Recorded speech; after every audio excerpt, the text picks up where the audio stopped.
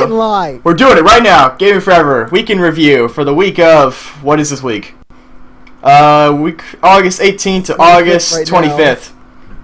Okay, I'm gonna pull you guys up on screen for pictures. All right, today with me, I'm your host, I guess. Tonight, sure, why not? Yes, Matthew Asher. My picture's not on there. Yeah, it's a picture cat. Anyway, on the left side of my screen, I have the Game Freak. Alright, and Maddie's slowly going insane. I'm going to fucking stab you.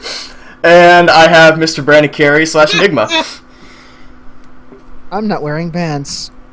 And I'm not wearing a shirt. This is how the show starts. I will just fucking run the show to the ground. Be humorous, but And Maddie's not wearing any underpants. You don't know that about me. I am wearing shorts. Shorts are comfortable, and it's Alright. and it's getting kind of hot over here. So I think this is actually like our smallest group yet for this. All of 3 people. Because everyone is fucking out of the house right now. This is the porno. most pathetic ass group I've ever witnessed. You know what, man? I'm trying. So we're gonna go This through is it. worse than a party of 4 thieves in the original Final Fantasy game. This is a lot worse than that, actually. Okay, What? let's just start running, guys. Let's serious the fuck up, and by that I mean, let's not. But let's do this. Okay, so the first story is that Microsoft unveils their Xbox One indie development self-publishing program. That's a mouthful. And even though I read this, I still don't understand all of the details of it. So, Enigma, do you happen to shed any light on this? Very little light on this. Let me pull it up now so I can refresh my memory. Okay. While you do that, I will explain what I do know, which is that it seems to be similar to the PS4, and again, I don't know the ins and outs of self-publishing myself, but it seems to be that they will give you a copy of the toolkit, the system specs, and the ability, like, God, this is not my field of expertise.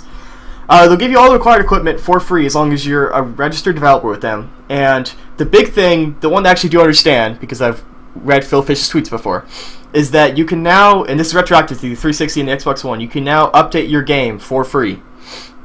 So you don't have to pay the insane price of what you said it was, Enigma, like $200,000. To be fair, that is fairly old news. True, that part is old news, but it's still important to me. In my non-developer. More important to me, I think, is that the developers will have a direct line to Xbox's support services for developers. They will always have a bunch of people there on call in case the developers need help. Right. Kind of like customer support, but developer support instead. So you can call them and be like, my game set the Xbox on fire, should I be concerned? It's not cause for concern. Because there's a lot that comes up in development that Okay, I'm not... need my Xbox help on. I'm not gonna scroll down, because... Xbox, I got a problem here. I just started my system, and it just started glowing with a satanic circle on top of it. What should I do? Exactly. Also, don't scroll down, because the related Did you articles... turn your system on? Step 1, it was not good. You turned the system on. Alright, Game Freak, do you have any thoughts on this? How do you feel about them self-publishing? Huh? Great. I'm glad this story worked out real I well. think it was something they really needed to do, personally. You know, I read in a different piece of news, I'm sorry to interrupt you, but... Now I know what you're talking about. I read a different piece of news, though, that Microsoft, or Sony, one of their executives made fun of Microsoft, saying how they just seem to be just following up and going back on all their stuff, and then Microsoft rebutted by saying, we're trying to follow what the fans want. That was during the Gamescom conference. Right. That was a statement made during the Gamescom conference. It was pretty funny, I'm not going to lie. It is interesting, though, that that's the way Microsoft sees it, where it's like, we're trying to respond to feedback, and truly enough, they are, like, they could have just said, fuck you, we're doing this the way we're going to do it, but said they're like, we can fix this. Only problem spot is the Kinect costing extra $100. That's the only problem spot. I don't even mind it being in the Xbox One box, because again, if they don't have it in there, then no one's going to use it. Right. I mean, I don't mind it. Hell, I might actually use it. But you're right. The price point does matter, especially for people like us and probably most gamers out there, where an extra $100 does mean a lot. It's the difference between getting a couple of games with your system or not. I work on a fast food salary. I work as a pizza guy. That doesn't pay for a lot of video games. Yeah. That's a good amount of saving up to get that console. Yeah. Alright. Well, that went short. Now that we have like 6 people to go off on different tangents. Still going slightly insane. We're gonna have Gamer Wolf come in like 10 minutes later, and he's gonna want to comment on this and like freaking we'll go through all these stories again. Just gonna start over. Alright, so the next story. After writing every single thing you Professionalism. want to talk about on your freaking bedroom wall. Alright, so the next story up is Killer Instinct reveals its pricing system. Which, the article states... Are you tired, Maddie? I am tired and angry. Cannot see my face right now. I have like the You might want to repeat that because your audio caught up. I am tired and angry. This is the best podcast ever. We have audio glitches and everything. Yep. Everyone here sounds like they're talking out of the pants for me. Just make it stop. Okay, can you guys hear me now? Can you hear me now? Instinct revealed its pricing model. Yes. You can get a demo version of the game free to play, and that'll include basically like you get one fighter character to start with. It is more of like But a you quote-unquote just demo request- because you can play that game forever with that one character. It's just extremely restricted. But the rest of the game is purchased a la carte. Well, you can pay for characters separately, or you can just straight up buy the game. Is the way they're doing So, it. wait, they're doing like some type of League of Legends system? Somewhat. Basically, yes. Yes. In that, the system you have is free for the one character, Joan, I believe they said it was? Jago. So, Jago. So you can play, or it says you play the game free and plays Jago online, and you can buy characters at $5 a piece, or if you want all the 8 characters that they're going to have at launch, you can pay $20. And if you want every character, accessory, extra bonus content that will ever be released for the game, then all you have to do is pay $40, which is still $20 off the average game. The only way this plan would work is if they decide to make more characters to fight as down the road. Because, just like how League of Legends does it. They always make a new character every month or so. Right. Because people out there could probably just buy every single character out there if they wanted to. I mean, if you pay the $40, you'll get access to all the characters, even the ones that aren't out yet. You're just straight up buying everything that'll ever be released for the game, according to them. Oh, yeah. Yeah. You're basically buying a season pass. Yes, and it'll get you the original Killer Instinct. Which is pretty cool. If you like Killer Instinct. Never played it. I don't actually mind fighting games trying out this new model because, let's be honest, most people when they play fighting games only play as like 2 or 3 characters. That's kind of the way I saw it. Good. What I would have liked though is like have some sort of trial version for all the characters where you could download a character for like an hour or like 10 minutes and test them out, see if you like them or not, and then buy them. Like it's some sort of trial period because you really don't know if you like a character until after you actually started playing as them. That is true, but at least it's only about $5, which isn't terrible. They could have charged like 10, I guess. So, I guess I still think $5 for a single character is a little on the ridiculous side, but that might just be me. it depends, I guess. It might just be. I do know it is interesting you say that because I've seen there were 2 other fighting games that did this. I only know one of them, which was Tekken Revolution, that did this, and that system is just straight up like broken. In that you have to buy the characters separately, and you have to buy time to play online, and arcade mode. Yeah, which is just weird. Well, Tekken Revolution is trying to be like an old school arcade game almost, like where you pay like you quarters into the machine. Except you're not paying quarters; you're paying like dollars at a time. Yeah, it's just no. So I think it's pretty cool. Like I've never played Killer Instinct. I know there's a pretty great cult following for it. I know Charky's mad as all hell about some of the character designs, but I think it's cool. I actually legitimately think this is a pretty damn cool way to release a fighting game. Now, if only the actual game was interesting. Well, you know, there's always next time. All right. And by next time, you mean never. Yeah, pretty much. Alright, Yeah, next because story. remember, this is the same group that made Battleship the video game. Oh, don't remind me. I'm sorry, Battleship the movie, the video game. This is just getting sadder. Okay, so I did read this story too. Easier to publish on the Wii U than on Steam, says Dev. And the Dev is the guy who made It'll Do, which is essentially just like a Zelda cartoony spoof, where the character's just a total jackass to everybody. So, Really? So just like in Legend of Zelda, then. pretty much. Same game. I may want to check that out. It is interesting. I've seen a bit of it. I need to get it myself. But Yeah, let's play. I'm still kind of understanding the process that, from what I understand, he was saying it's harder to do it on Steam than on... And when he refers to Steam, he means Steam Greenlight, as opposed to Wii U. Because he's saying with Steam, you never seem to get feedback. Greenlight. You say Steam Greenlight, you never seem to get feedback on, like, how the game's doing, if it's going to be on or not, what they like or don't like about it. And he was saying with the Wii U, it's easier just because you submit the game and they're like, look, it's just, you submit it, they tell you what they want from it, and they tell you how it's got to go, and then you're done. Like, it's not a thing. It's just like any other console, I'd presume. Maybe a A little wild less. Baruti has appeared. What? Hello. Oh, dear God, Broody, save this. Holy fucking hell. So now we aren't the saddest podcast ever. Now we're the second We're the second saddest saddest podcast The ever. saddest group of podcasts. You out want to know what the best part is? We have 2 more viewers now. Is it seriously 4 of us? That's it. It was Yes. 3 of us before you got here. Think about that. Alright. There was 3 of us talking. Okay, so it's a good Fortunately, thing I you showed up missed then. next to nothing. Yeah, we read through like 3 stories, or 2 stories, and not important. Oh, did I miss the Killer Instinct one? Because I really wanted to tear into that.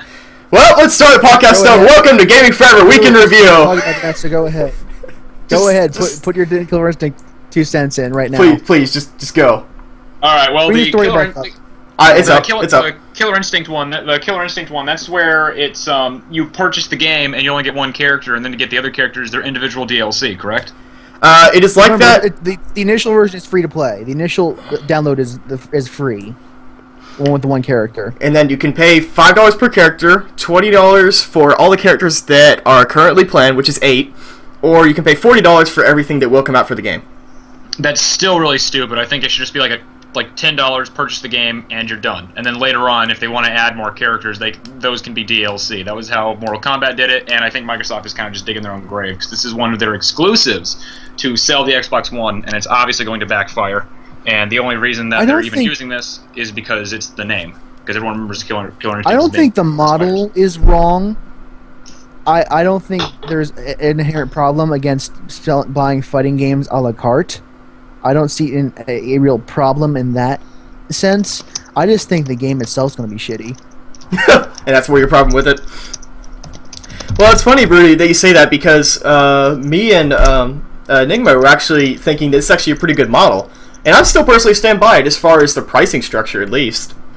Like, if you just want to straight up just get Killer Instinct, it's $20. Like, Mortal Kombat came out as $60 game. Now There's no Mortal really Kombat's good 20, characters in and fighting instead of games. well, on Steam, I think Mortal Kombat is 20, and it comes with all of those mini games. It comes with a whole bunch of characters that you don't have to individually buy. But this is the complete edition, so it comes with all the characters, and it has like all the mini games. It has a huge branching storyline. I don't know. Also remember that theoretically these small a la carte purchases would also drop in price too. Theoretically. Right. I'm But kind yeah, of... they could, Go ahead. because there's better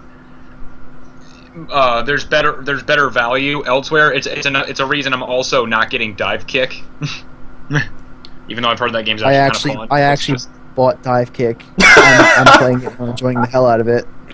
Is it fun? Can you dive It's and really or fun. kick? Yeah. Yes, that's all you can do is dive and kick. That's great. I don't know. 10 out And of it's 10. always a one-hit kill. Well, yeah, that's the whole point. I'd rather have like a fun fighting game where it's like combos and stuff like that. But that's just me. I guess I'm old-fashioned. So, It did look fun. It looks I'm it looks pretty intense. shitty about memorizing combos, so anything that gets rid of that kind of memorization crap is a-okay by my book. Soul Calibur. alright. What the Well, hell? Yeah. Now that Brody's caught up, there's Oh, a thing wow. about Microsoft, but we're not going to talk about that. We went over that. So, Broody, what we're What's currently up? talking about is a developer of It'll Do. I don't know if you know that game. It's like a Zelda spoof that came out on Steam. Said it was Okay. easier to publish on the Wii U than on Steam Greenlight. And he talked about the process of how... his exact quote was, "The thing about Greenlight is that you just don't know. There aren't any clear answers, and they seem to be changing their policy, and their CEO is saying one thing and they're acting another way. I think a lot of developers are anxious about Greenlight right now." Huh. Basically saying that the process doesn't make any sense to anybody as far as how it works. You're not getting any kind of feedback. And What's his name? the developer's name is Joel Nystrom. I think that's how you pronounce that O.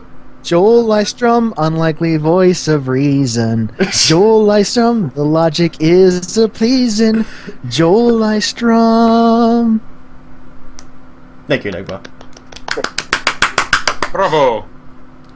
So, any thoughts on that, Broody? But Not really. Great. I didn't hear about Alright. that. But yeah, Greenlight being confusing because we haven't been talking about that for the past few podcasts. This is starting to become a Well- recurring theme.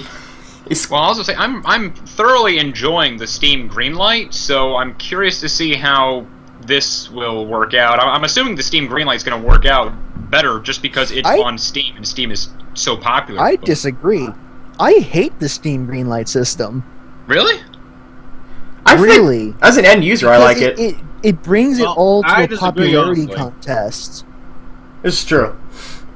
It But brings the whole thing is down to a that damn you gotta popularity be popular contest. to get Steam's attention, so you can get the game funded. I mean, if they're not popular, then, well, tough shits, man. I mean, it is a popularity contest, but at the same time, that's kind of what Steam Look, wants it to be because they want the game to sell. They don't want to put up games that only so many people are going to buy. Exactly. But at the same And, time, like, it means if they that a decide lot to of give a really game- genuinely good games that might otherwise sell well fail hang on, because hang they on, couldn't market If themselves Steam well. because they decided don't to have do the something money. like, say, I don't know, I'm gonna pick a random game from the. I'm gonna pick a random game here. Oh, If God. Steam decided to give money to Duck, Fall of an Alligator King, would you play that? No. Alligator the King?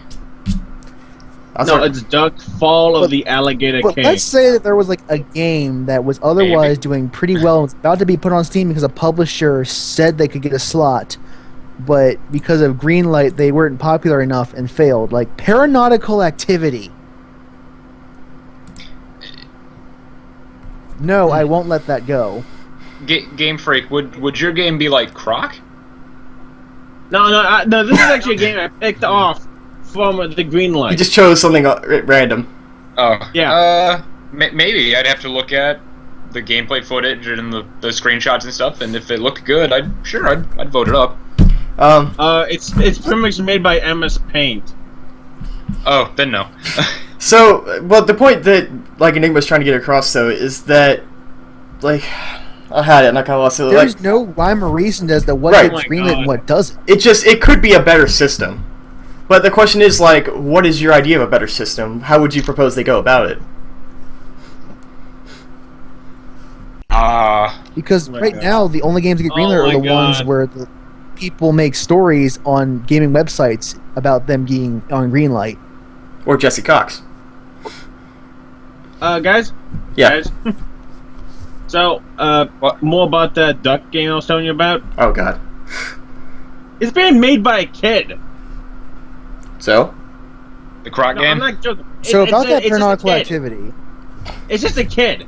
So about that next story. Okay. And his video is just basically him with a shitty camcorder, and I can't even hear his fucking voice. You wanna should give we credit move to on this- now? to this No, guy? I'm actively moving on. Like that's already in Okay, let's progress. move Yeah, on, we should move probably on. move on now. All right, so this is a combined set of stories. So I'm gonna load up both of these real quick because they go greatly hand in Because hand. they become better they become better in the context of the other. It's like fucking like peanut butter and chocolate, man, better together. Right. Peanut Whatever Butter you said. Gamer. All right, so the first one, chocolate vanilla ice cream. the first one is a great title. Capcom's Oh No says Oh No to Street Fighter for the Wii U, and he's specifically speaking about Ultra Street Fighter 4 coming out and how it's basically not going to come on the Wii U or pretty much any version of Street Fighter 4. Period. Just not happening. Now, this alone would not be very significant. Because he'd be like, But taking in context with the next story, which I'll rattle off, trilogy of Street Fighter 2 games coming to the Wii U eShop. So, Street Fighter 2 games are coming to the Wii U. Fuck Street Fighter 4, though. But hey, you get one of the three they give you. Street Fighter 2, Street Fighter 2 Turbo, and Super Street Fighter 2. But not Super Street Fighter 2 Turbo. What about Like, Street Fighter 2 Turbo Remix Ultra Super Combo thing? No, there was one that was called something like that. It was Okay. Super Street Fighter Turbo 2 Remix HD, Jesus. which came out on the 360 and PS3. I own it. God damn, that game has like 6 Super names. Turbo What the fuck? HD Remix Puzzle Fighter 2. Oh god, that game is great. Wait for that. So that's kind of what makes these. HD Remix. So Enigma, didn't you say that you wanted these stories because this was part of a bigger thing you wanted to talk about, which was Capcom's work with the Wii U? Which is Capcom's schizophrenic statements. Just look at this. This is first Capcom says, wait, no Street Fighter on we don't want Street Fighter 4 on the Wii U because we don't think the Wii U will sell. But then they turn around and put Street Fighter 2 on the Wii U, presumably because they think it was going to sell. Like they wouldn't make this. I assume they don't want to put a game on a console when they don't think it's going to sell. I mean, assume it's probably a lot. Forgive me for being a little logical here. It's probably a lot smaller of an investment though to port this old Nintendo game being compared to porting Street Fighter 4 to the Nintendo. Wii U. This is a Capcom decision, not Nintendo decision. Like I don't like Nintendo either, Oh. but we can't fault Nintendo for this. It's not like Nintendo said no, but don't put Street Fighter 4 on the Wii U. We hate that game.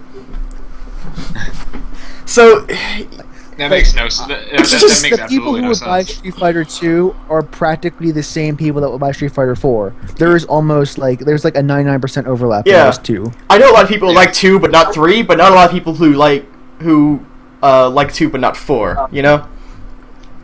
It's just Yeah, it's and anyone who weird. hates 4 probably hated 2 as well. Yeah, that's the thing. I'm not a Yep. fan of any Street Fighter, but that's just. I me. like Third Strike, but you know. So I'm you're weird. saying you hate both 4 and 2, and thus will thus are Well, qualified I'm under my not buying a. statement. He doesn't I'm own a not Wii buying U. Wii U. I'm not getting the Street Fighter games anyway. That's just me though. I know Alright. there's a whole bunch of people out there who are probably going to. Okay. Alright, guys, let's keep moving on. Let's keep on keeping on. So much face palm. So much face palm. Like, if they're gonna port the Street Fighter 2 to the Wii U, I don't see why porting 4 would be that much more effort. I don't see why it would be either. I don't know why they're saying That's we're not going to port anything to the Wii U, and then all of a sudden they're like, oh, by the way, we're porting these games to the Wii U. It's like, what the fuck? I don't understand Fucking weed. the Alright, reasoning moving behind. on. we're moving on. Unless you guys have any Right? specific Yeah, thoughts. we should move on. Alright, so the next story, this one's pretty interesting. Title is That UEA 24-hour refunds on Origin games. So this is pretty specific though, and they actually bolded this, and I mentioned Yeah. this on the document. But basically what Origin allows you to do is that you can buy a game, and you can play it, and you can return it within 24 hours of launching the game, 7 days of the original purchase of the game, and I guess that means if you don't launch it, if you just bought it but haven't touched it in 7 days. Or within 7 days after the title's release date if you've pre-ordered it. You know, just like the 7 days from buying it. But the bold text is that this only applies to EA published titles, which makes sense. But that's just to note. To be fair, you'd have to get the other publishers to actually agree to it in order to get them Right. to do it. And I don't know if they'd be willing to do it yet.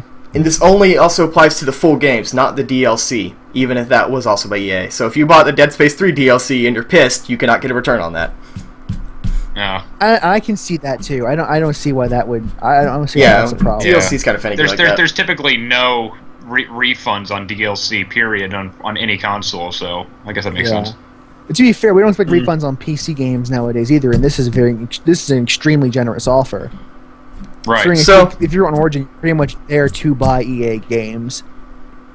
So this kind of raises my question though, which is that, you know, we've talked a lot about before, and I've seen this a lot in the chat about people saying, hey, I got an Origin account for the first time because of this bundle and all that, and people actually talking about Origin now. So it's coming to me though, like, Origin might be shaping up, this is a big maybe, to be better than Steam in some regards. Because And Steam I doesn't hope- offer I hope refunds. they do shape up. Like, they're I going hope on the they right really track. Start shaping up. Yeah. Because let's be honest, Steam needs competition, They really do. else it will stagnate. Um, I still think the big thing Origin's missing is sales, which that's kind of hard to manage because you have to talk to publishers and such. But at least for EA titles, they should really start putting some sales on to get people attracted to buying the Origin version of a game that's on both.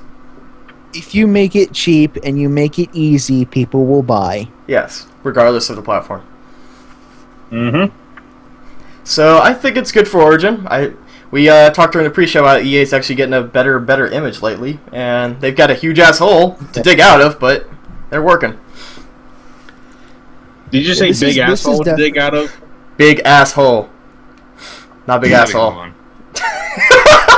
And with that, let's move on. But yeah, this is something that not even Steam offers for Valve games. So, that's very impressive. If this is a very good start, a very very solid start.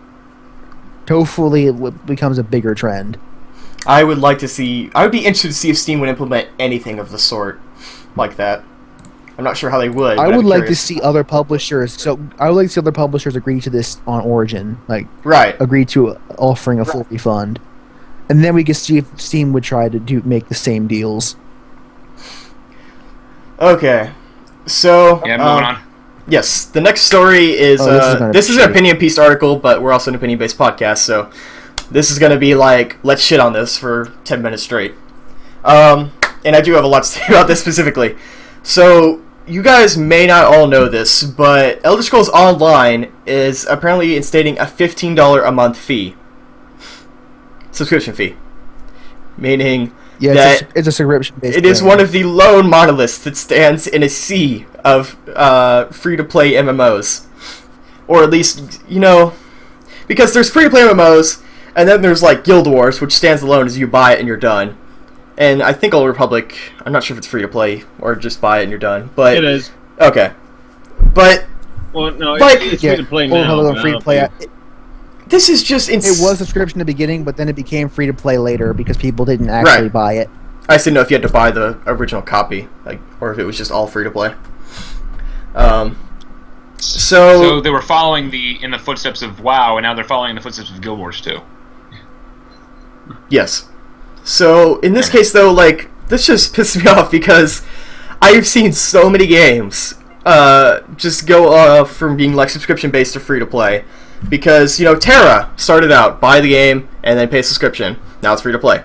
There was Forge, which was a MOBA third-person style game. You had to pay for it. Now it's free-to-play. Star Wars: The Old Republic, which you already mentioned, started out, buy the game, subscription, free-to-play.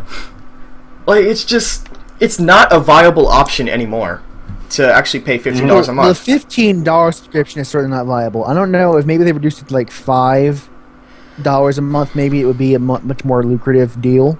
I thought about that too, and he does explain in the article. One of the producers said that they wanted to do this because they don't want expansion packs. They just want to constantly update the game. And I said I understand that, but I think that's a good point, Enigma, in that the $15 is just too much for the average gamer for a month. Maybe 10, ideally 5-ish would be a good subscription. For example, I'm a PS Plus subscriber. It's not necessarily the same thing as paying for a single game, but I paid $50 for a year subscription. That's a little less than $5 a month. And that I felt was not a bad deal in the least bit for a year's worth of content. I too have a PS Plus subscription. But in this article, he actually did mention that $10 seems to be about the ceiling for most subscription-based services. Spotify is $10 a month. Google Play All Access, $10 a month. Netflix is $8 a month. It's just that when you go over $10... Simply multiply that by 10 or by 12 just to get a year's cost. I think it's also that... I'm sure there's some deep psychology behind this, but at least for me personally, once you go over $10, I really have to start thinking about the quality of what I'm purchasing. I'll buy a lot of things at $10, and I'll subscribe to a lot of things at $10, because I feel like $10 or less, just a single-digit number, is nothing to me. But $15 just seems like a lot of money to pay for a game, but I don't know how much it's going to be updated. Yeah, just think about it. Think of the sound of $15 compared to $5 a month. That is a third of the cost.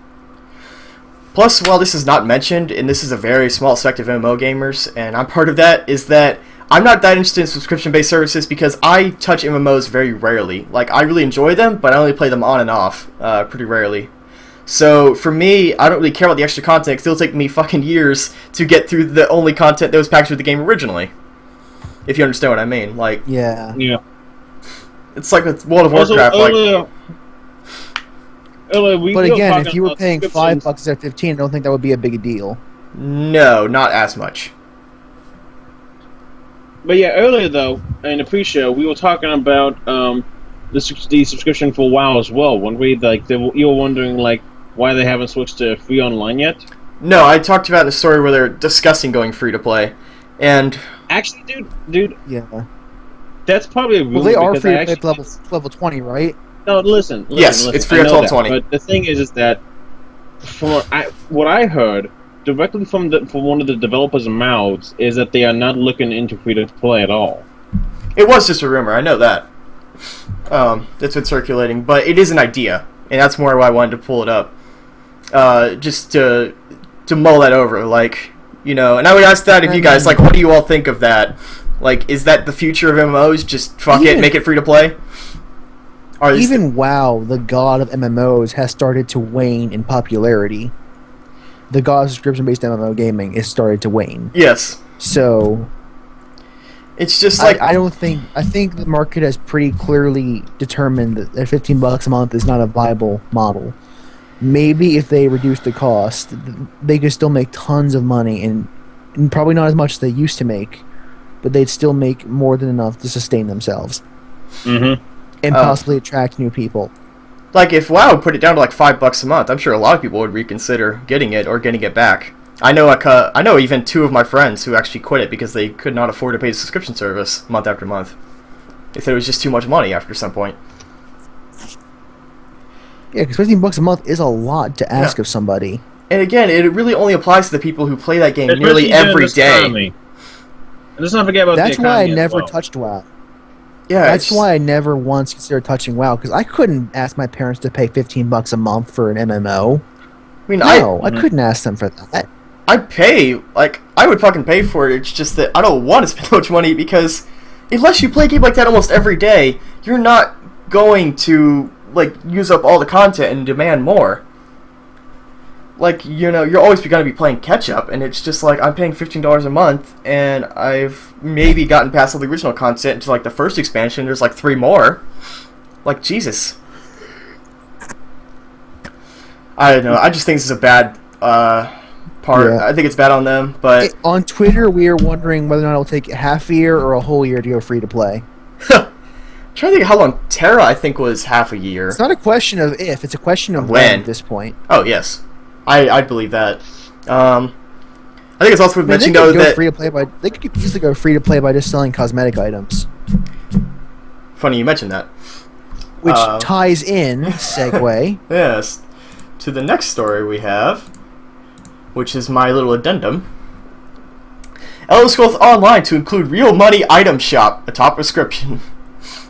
So, even with the subscription that you're already paying, they still have a cash money shop where you can pay for items. To my understanding, they quoted as saying fun stuff and services. So, I have to imagine it's cosmetic related things. Like how in Guild Wars 2 you can buy it's like hats. $2. It's like X money for a name change to change your character's name. I imagine it'd be like that, cosmetics. You can probably buy like skins for mounts. I'm sure if there's a house building mechanic, you could probably buy furniture. Horse armor. Yeah, you could buy some horse armor. $5 for the horse armor DLC. No, man, you're paying $50 a month. It's probably like $20 horse armor. No, it's actually recurring fee. It's $2.50 a month for horse armor. So, I guess now that we've gone through both of those stories, I have to ask you guys, just round table, like, what do you think of this? Do you think this will work, or do you think just fuck it, they should go free to play? Is the store too much? Like, any thoughts on this? Well, Like, it I think feels disingenuous. interrupted again. Keep going. I'm waiting. It's a very odd decision to make, especially considering that. Okay, so the games. Okay, so they're making items in shops Right. a pay thing. You have to pay for the items with real money. Yes, you pay for fun, quote unquote, fun stuff and services. So you imagine cosmetics. Why? Because every other MMO does it. Guild Wars does it. I'm pretty sure WoW does it. Like a mistake. It feels like a mistake Yeah, to announce this right after the subscription fee. Yeah, it feels Like, like, it feels oh like- shit, that didn't work. Maybe this will. I feel like though it's like even if you got a subscription fee, you can't have both. It's like you can ask us to pay real money for random shit, or you can ask us to Yeah. charge money, and that way I can spend in-game gold on random shit. You can't ask both of me. You can't ask me to pay $50 a month on top of the $60 I paid for the game, and then like $5 for a helmet. Like that's just completely Yeah. unfair to me. That's why I'm pissed about this. It's weird. It's Yeah, really it's- weird. It's a weird concept indeed, yeah. I mean, like, to spend real, actual money for in-game items like that. And I don't mind it free to play because it's like I didn't pay for the game anyway, so I'd be happy to just Yeah. like, throw $5. But if I pay for the Yeah. base game and then I just got billed for my subscription, like hell, I'm gonna buy like a $5 torso armor or something. It's If insane. it to was me. like, Or more, like a if it was more tattoo. like a deal, Yeah. if it was more like a DLC, then yeah, like it was like a pack of weapons for $5, and I'm like, okay, I can buy that, sure, I don't care. But then it I'm becomes sure pay they'll- to win, and that's a problem. I That's its mean- own problem altogether. Yeah. Exactly. You're buying an individual item that's in game for real money. It's like, why? I'd rather it be cosmetic stuff, but Well, the way you quoted, I feel think like it is. This on top of subscription model is like it's overkill, It feels like they're just trying to gouge their customers to me. Yeah. Yeah, and they they're trying- probably they're trying are. to It just squeeze out more comes money. off that way. Yeah. I'm trying to be generous to Bethesda, but it really does come across as sleazy. It's disappointing me considering like I feel like this game would actually feature really well in the pay $60 free to play, free no subscription. Like the I mean, Guild Wars model? yes, do the Guild Wars model, and then you have a real real cash item shop because Elder Scrolls people are used to paying like $60 to get an Elder Scrolls game. That's just associated with the brand. It's a weird connection, I'm sure, but you know, you pay for the game, do the item shop. I feel like that's the only way besides free to play that you can do an MMO. Didn't you have to buy WoW subscription? You even had to buy that game. When it first came out, yes, As you had a to pay game for it first? as a full game. Yeah. I believe it went free 2 years ago, and then the level 20 thing was like a year ago. Now you can play up to level 20 Yeah. for free. So that wouldn't surprise anyone, I think, if they had made you buy the game and then you were free to play on top element, the cosmetic element on top of that. Yeah. I don't think anyone would have had any objections. No, some people would be like, oh, wow, that's, you know, I'm surprised it's not free to play, but at the same time, look at Guild Wars and be like, well, it works for them, you know? Yeah. Yeah, It's just I never It- thought it- Bethesda would do that. Yeah. it's an odd thing. It's fuzzy. I don't understand it completely. We should probably start moving on. Yeah. All right. Yeah. Definitely worth mentioning, though. So we'll have to keep an eye on that, and I will especially. Yeah. Okay, so this story is pretty sad, and God damn it. Okay, so a little backstory on this. I just get sweeter. This is Shadow of the Eternals, which was a game that was kickstarted originally, and they wanted something ludicrous. It was something like $1 million or something like that for the first Kickstarter, and this is Oh, the really? Yeah. something crazy. And this is a sequel to God, what is the first game called? Eternal Darkness. Spiritual sequel. A spiritual successor spiritual to Eternal Darkness, with some of the same members working on it. Quote some. So people were pretty psyched for this game, and they asked such a ludicrous amount of money that it barely got anything, and they pulled the campaign with like 20 days to go. Like it just was not even close. So they pulled it themselves. So they started back up, and apparently they had an idea to make an episodic. And I was like, okay, that makes sense. And yet they were still asking for an episodic series for episode 1. I believe it was just the first $750,000. Which isn't to say that that's not how much it would cost to make it. But generally on Kickstarter, you can't ask for all the money for a game. You usually get it for like a boost of money. And this time it went all the way through, and it only reached $400,000. So Kickstarter gets all that money again. Oh, to be fair, what happens when a Kickstarter campaign fails is that no money changes hands. Oh, it does? Yeah. Yeah, it just goes back to the Yeah, what people happens who is that if- gave the money. Well, what happens if they never get billed in the first place? What you do when you play a Kickstarter is say, I agree to have $25 in my account at the end of the Kickstarter that you can take if it succeeds. But if nothing succeeds, you don't ever lose that money. It never leaves the Okay. account. My mistake then. And the SWAT Easy the mistake sound to make. quality just Yes. jumped So up. Mary, are you doing something over there? Because the sound quality just jumped up. no, I faced away from the mic and looked at the screen. Well, keep doing that because you're not muffled up anymore. Weird. So I have to ask, what do you guys think of this? I've never played Eternal Darkness myself, but there is a huge cult following for it, Silent Hill style. And there's a huge hate dump for Dennis Dyack. Yes, oh god. Wasn't Eternal Darkness a PS2 game? It was a GameCube game. It's a GameCube game. It was a very good GameCube game. It was actually one of the few Emirati games for that, but that's a different story altogether. I remember that The game. point being, like, Yeah. though, Yeah. did you guys want this game to be made? Did you like the episodic content idea? Did you feel like they asked too much money? Just general, what do you think? I mean, it's Dennis Dyack. Aside from Dennis Dyack. I would support this game only to see Matt and Pat play it. On Two Best I would Friends Play. On the other hand, it's Dennis Dyack. Shut up, Paranoctoral Activity. He's I would support the responsible game. for the X-Men. Just, He made I would X-Men support the Legacy. alright, what are you gonna say, Brady? I would want the game made, but yeah, asking for that amount of money is a little, come on, just port it. It's a bit much, yeah. Yeah, I think it's a case of, like, when you I've saw how heard much... rumors. Sorry. Good. I've heard rumors that they're trying to find a publisher for this game. Like they've kind of given up on the Kickstarter thing and decided to go full scale and seek a publisher for funding. I believe that. Well, I hope someone picks them up then. Sure. I just think it's the case, though, where, like, they did lower the price, but only by a little bit, and that's still one of the higher Kickstarter funding goals that I've seen.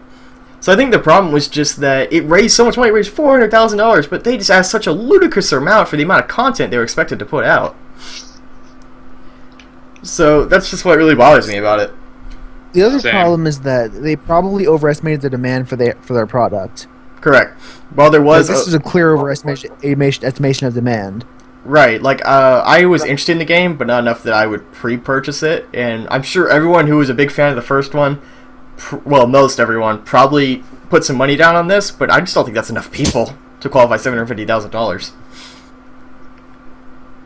So, yeah. Yeah. I guess I would say I do hope this game gets funded and comes out. I think it'd be really cool to see what is essentially an updated Eternal Darkness, but...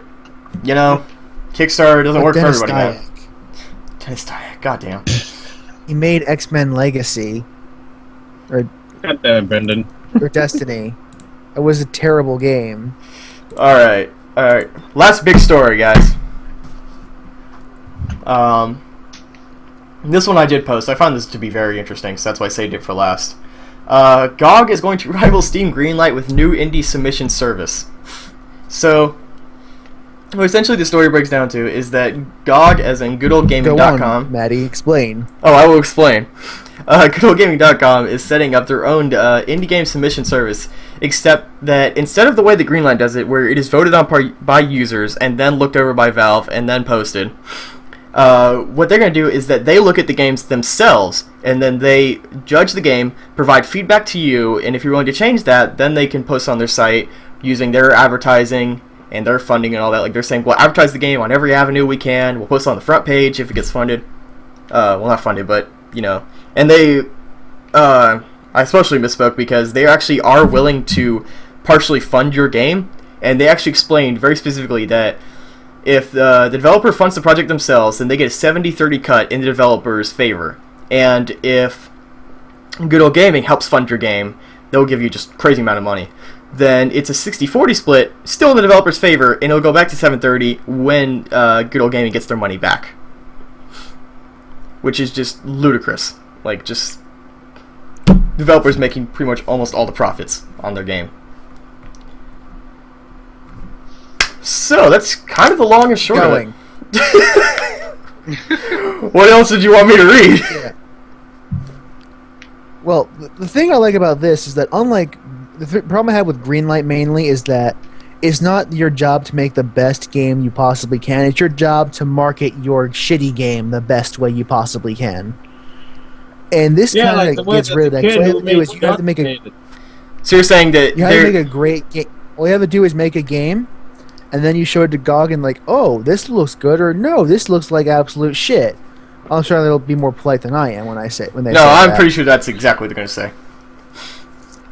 And then they since they know their customer base because they can track sales numbers and whatnot, they know what games will cater to that customer base, and they can put the games they think will facilitate their market the best. Right. So I mean, there is something to be said for them curating their content. yeah, it is interesting because with Greenlight, you can only see so much of a game, and when users vote on it, they get like a trailer, sometimes some screenshots. But a lot of times, you don't get an idea of how the game feels or works. So with GOG, I'd have to imagine that they'll get playable builds of the game, so they can say, this game looks good, and it plays like ass. So no, we're not going to put it on here. So arguably, Yeah, you would get much better quality content. Yeah, again, the problem with Greenlight is that it's not the best content that gets chosen; it's the best marketed content that gets chosen. The one that gets that has the most brand recognition, the one that has the most coverage from game review sites. Correct. So I'm not really a The only user... reason, Good. like Papers, Please would never have seen Greenlight had it not been for people talking about it because it was on game websites like Destructoid and The Escapist. Or Right. Yogscast. Point is, though, it's circulated. It is an Or interesting game. Total Biscuit. Don't forget those two. You Yes. see, you see the point still stands. If the You're furthering game his press point. hadn't rallied around Papers, Please, it would have never been greenlit. I guarantee you. Because the problem with Greenlight, like the essential problem that I see, is that it's so easy for games to get buried under the mess of other games. Like, no matter how well you can sort the games out, there's just so many. Like the promises of people greenlighting Half-Life 3. Yeah. Is that still happening? Like, I don't know I if it's happening checked. that much. Because that's what they had to... They actually mentioned this, that's why they had to introduce the $100 fee to Greenlight, so they could stop random spam. Because I remember the first day Greenlight existed, that you could have, like, Obama killer the game. Like, it was weird. But apparently GOG will actually Like, not... they're like- Play that game. So, There were like 10 people that had Half-Life 3 up there for greenlight. which was hilarious, actually, I left. So it's funny that GOG's not doing that, so you can totally submit your game for free to them. So, as always, I'll ask, what do you guys think of this? Because I'm not a GOG user myself, because I just like my game library to be in one place, but I do know some people who swear by GOG because of DRM free for all the machines they have. And I love GOG. I personally think, for GOG, this is amazing. I think this is awesome, and it might be the first time I'd actually buy some games off GOG if it's stuff that gets on there and not on Steam. GOG has a lot of good content. They have some pretty good old games, Trust they me do. on that. Just awkward silence. Anyway, I think it's time to move on. Alright. Really, there's nothing else to say. Rudy, any comments? Game Not freaking really. comments? Well, sorry for my big story. Yeah. Alright, brief mentions. I thought it was my idea. The GOG? Oh, was that yours? My Yeah. mistake. I don't remember anymore. You idea thief, you. This one I know. This one I know is Enigma, because I wouldn't give two shits about this. But you know, it's Enigma. He likes what he likes. So, brief mentions, and this week, guys, first week, we're actually make these brief as all fuck. So, unless something really interesting happens, these are gonna be short as hell stories. Or we could be totally lying and fucking up the ass. So, Enigma, since you posted this, would you like to take this one over? Since you're the most interested. Sure. Do you remember that game Rise from the Xbox One Microsoft press conference? The Not at game all. With the Spartan Soldier with all the QuickTime events? Nope. Never saw it. Well, it's announced that not only does it have multiplayer, Okay. it has microtransactions in the multiplayer. This is Like this the where way you're the supposed Mass to go. Effect 3 has them. That's supposed to where you're supposed to gasp and freak out. It'll ruin the game, you know. Yeah, you remember the game where you press X to not die in all those cutscenes during the Microsoft press conference where you're playing the Spartan Soldier guy, I was playing Resident the Evil 6 Roman earlier. Soldier guy? This is exactly what it's like. Okay, so regardless of knowing the game, explain the microtransactions. Because this is where it's interesting. Okay, their multiplayer progression system is like armor based, where you go, you're at a certain level, you have a certain amount of armor you can get in a given time, and so you use gold to buy these armors in like trading card game packs. So you buy a pack that has 5 armors in it, and you might get a good one. And you can buy it with the gold you earn in game or money you spend on the. Excuse me. I'm sorry. Unprofessionalism at its finest. On the actual packs. And this is a model that I really hate. I hate this model of microtransactions where you buy booster packs. And I hate it for a very particular reason, because they say it's optional, you don't have to take in the transactions, but the temptation will always be there. Because it's just one pack. When you're just sitting there and grinding, you're like, man, I could just pay like $2 and just get this pack, and I could be over with. Yeah. That's how they describe it. And when I'm buying bits of data, I'd rather know exactly what those bits contain. Right. Yeah, that's actually the way I said it is kind of how they describe it too. Though they just say it's for convenience purposes.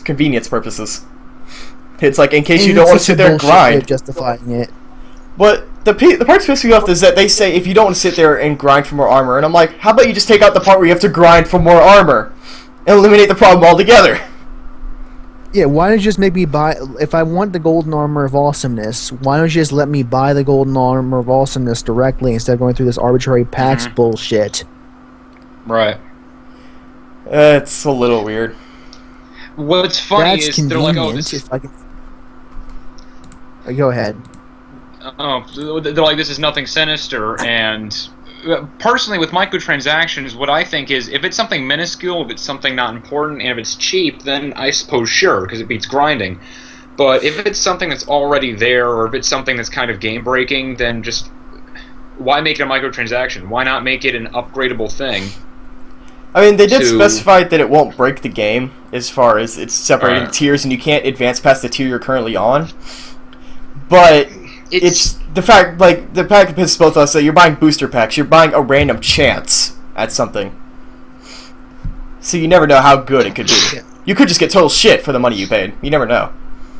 Yeah, like, I don't know. I think it should be like a thing where it's like, you play the game enough, you level up enough, you can have X item. Rather than like, just having I don't someone mind buy if it. they... If they put the +2 fancy hat of no effects but cosmetics up for sale. I don't care about that, but it's another thing to just gate like weapons and armor behind booster packs. Like, that's only acceptable in a Yu-Gi-Oh game, and only because you get like the points for dueling that you can spend on packs. And you don't actually use real world money on it. I don't know, it doesn't bother me that much just because it is avoidable, but you are correct in the sense that if this is something akin to, like, I've been playing Dead Space 3 recently and it always flashes downloadable content like every other fucking screen I go to, then I will always be like, I could just I could play an hour of game or pay $2 and skip this hour of fighting dudes over and over. And studies have shown that willpower is a finite resource that you expend throughout a given day. So this is, like, even if it's, quote, optional, it's something that is draining your willpower. Right. You eventually will just get to a point where you're just going to break and you're just going to buy it because you're just pissed or bored. Yeah. Anyway, I think we've said everything in this story, because no one actually gives a shit about the game in question. I mean, I'm watching it now and I'm like, it looks fine. Rise. Yeah, like, this is the first time I've actually seen gameplay. It looks fine, I guess, but nothing crazy. This is not actual gameplay. Like, they changed it since then. Well, fuck it then. It doesn't look interesting anymore. This was originally a Kinect game, remember? Oh, right. And then they made it a quick time event. Well, fuck it then. Alright, this one's obviously going to be short. PS4 released on November 15th in North America. November 29th in Europe. That's a thing. And that was the release date. Moving on.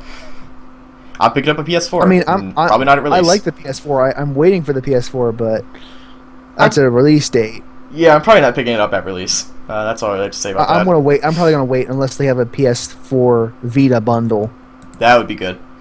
And speaking of the Vita and the PS4 and the PS3, Minecraft is coming to the PS4, PS3, PS Vita, your cell phone, your toilet, your can of Mountain Dew, your car, and pretty much everything else you own. Yeah, the only real significance of that is that when Xbox One was like, oh yeah, we're an indie console, they showed Minecraft. Which is not... And now they don't even really have that over the PS4 anymore. Yeah, I mean, it's Because coming to Minecraft everything. is now... Because Minecraft is now pretty much literally everything. Like, Right now, it is on my phone. imagining- right now, since Minecraft's on so many games right now, I'm imagining that the creator Notch is probably flying in a solid gold jetliner right now. Oh yeah, I mean, he's pretty much set. Like, he's good for quite a while, if not forever. He's made so much money off this very, very simple idea that it's astounding. I know. It's just insane. Alright, next story. And credit to him, because it's brilliant. Oh yeah, fucking brilliant. Oh man. yeah. Alright, this is gonna be another, like, really short one, but for those interested, because we're on Twitch TV right now, I thought this was kind of weird because I was mistaken. I thought this was already a thing, but Twitch TV is coming to the PS4, and if I remember correctly, originally that was an Xbox One exclusive, if memory serves.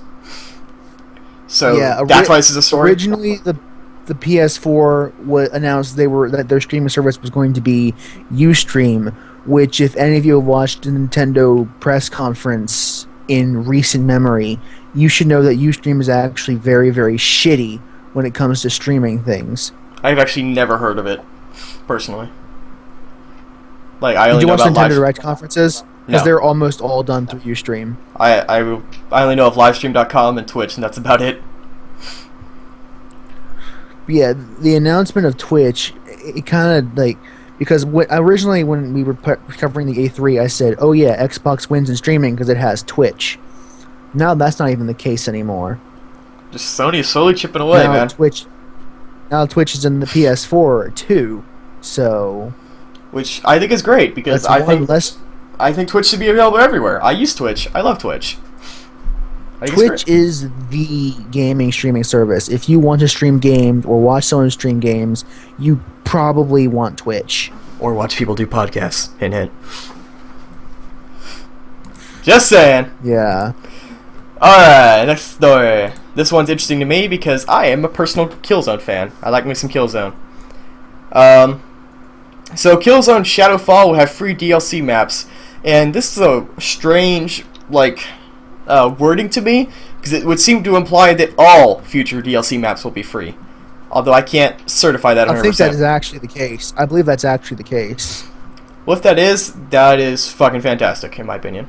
Even though they were actually pretty fucking cheap when Killzone 2 came out, because I bought the backpack for that, and it was like $3. This is the model often called the not Call of Duty model. Anything but Call of Duty. So, I mean, I've never really been a fan of Killzone, but this is nice.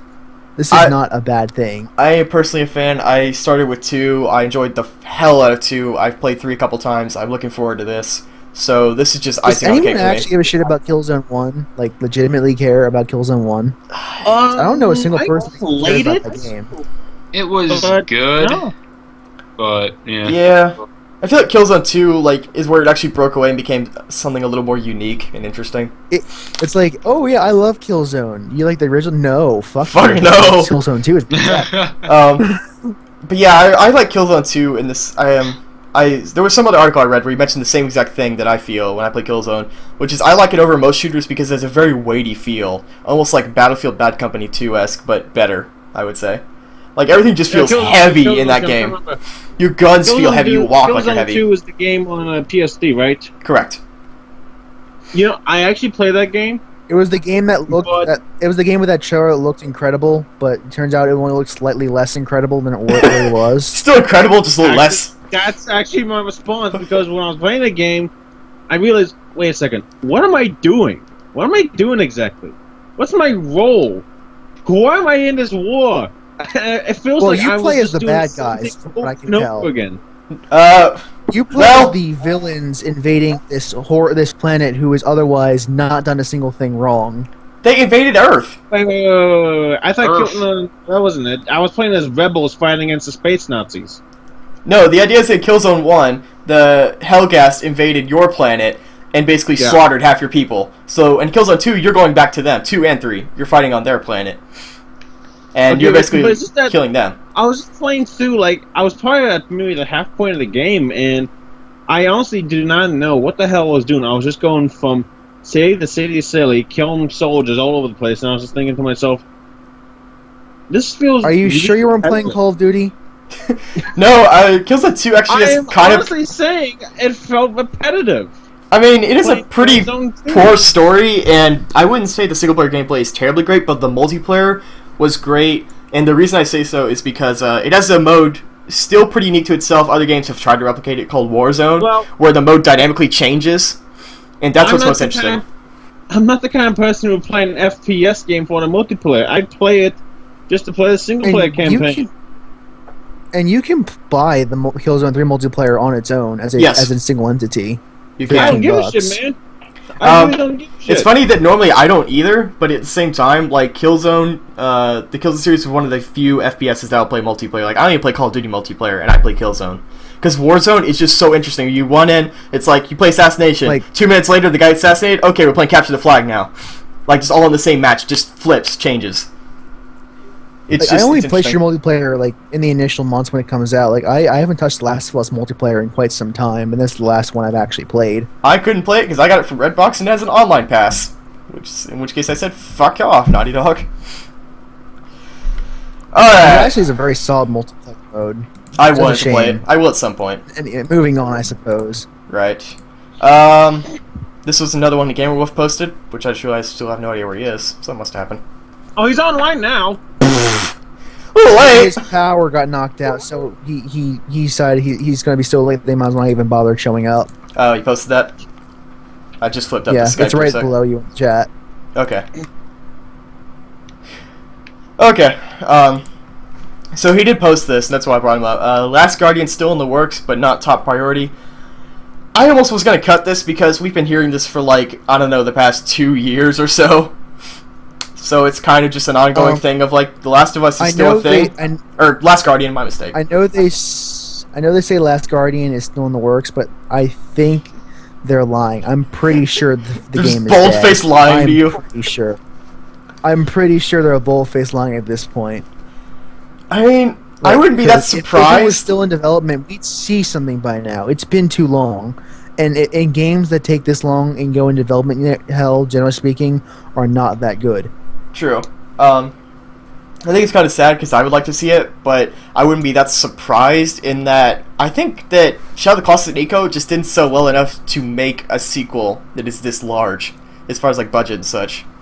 Yeah, this needed a smaller budget, Yeah, definitely. they were pretty niche games, to 'Cause- say the least. Because Ico and Shadow Colossus are very good cult games. On their Correct. own, they didn't sell that well. They were some of my favorites, but they did not sell. So, I've been cool. playing Shadow of the Colossus. I haven't really done a whole lot lately. I haven't. I've been trying to get back into it, but I haven't. That one, I really love that in Ico. I'm not sure which I like better. Maybe Ico. Miko, Mako. I don't know. Yeah, how do you pronounce it? Pronounce it with the I. Baco. Baka? I'm pretty sure pronounce it that Last Baco. Guardian is dead. Well, that's a shame. Next story. Would Hopefully take- something better. What were you gonna say? Wrap up. Nothing. Just it would take in a sentence. All right. I got some minor mentions. Are we ending? Did you want to mention something real quick? Yeah, I want to mention a few things. Just a few things that We're just not popped ending up the recently. task, we're ending the story. Yeah, the story, not the Oh, show. we're going to the stand. Okay, my bad. Keep Okay. going. No, we got shoutouts at the end. We still got that. So next story. Did you post this one, Brandon? I don't remember. I don't think I did. I want to say I did, but I don't really know for sure. Great. So developers are offering discounts on the PS4 games if they were previously bought on PS3. And this is only for certain publishers and sometimes certain games from certain publishers. So don't think that you can just buy And any game and it'll let's- work. Let's be clear on this. This applies to the Xbox 360 and Xbox One as well. And Correct. generally for the exact same games.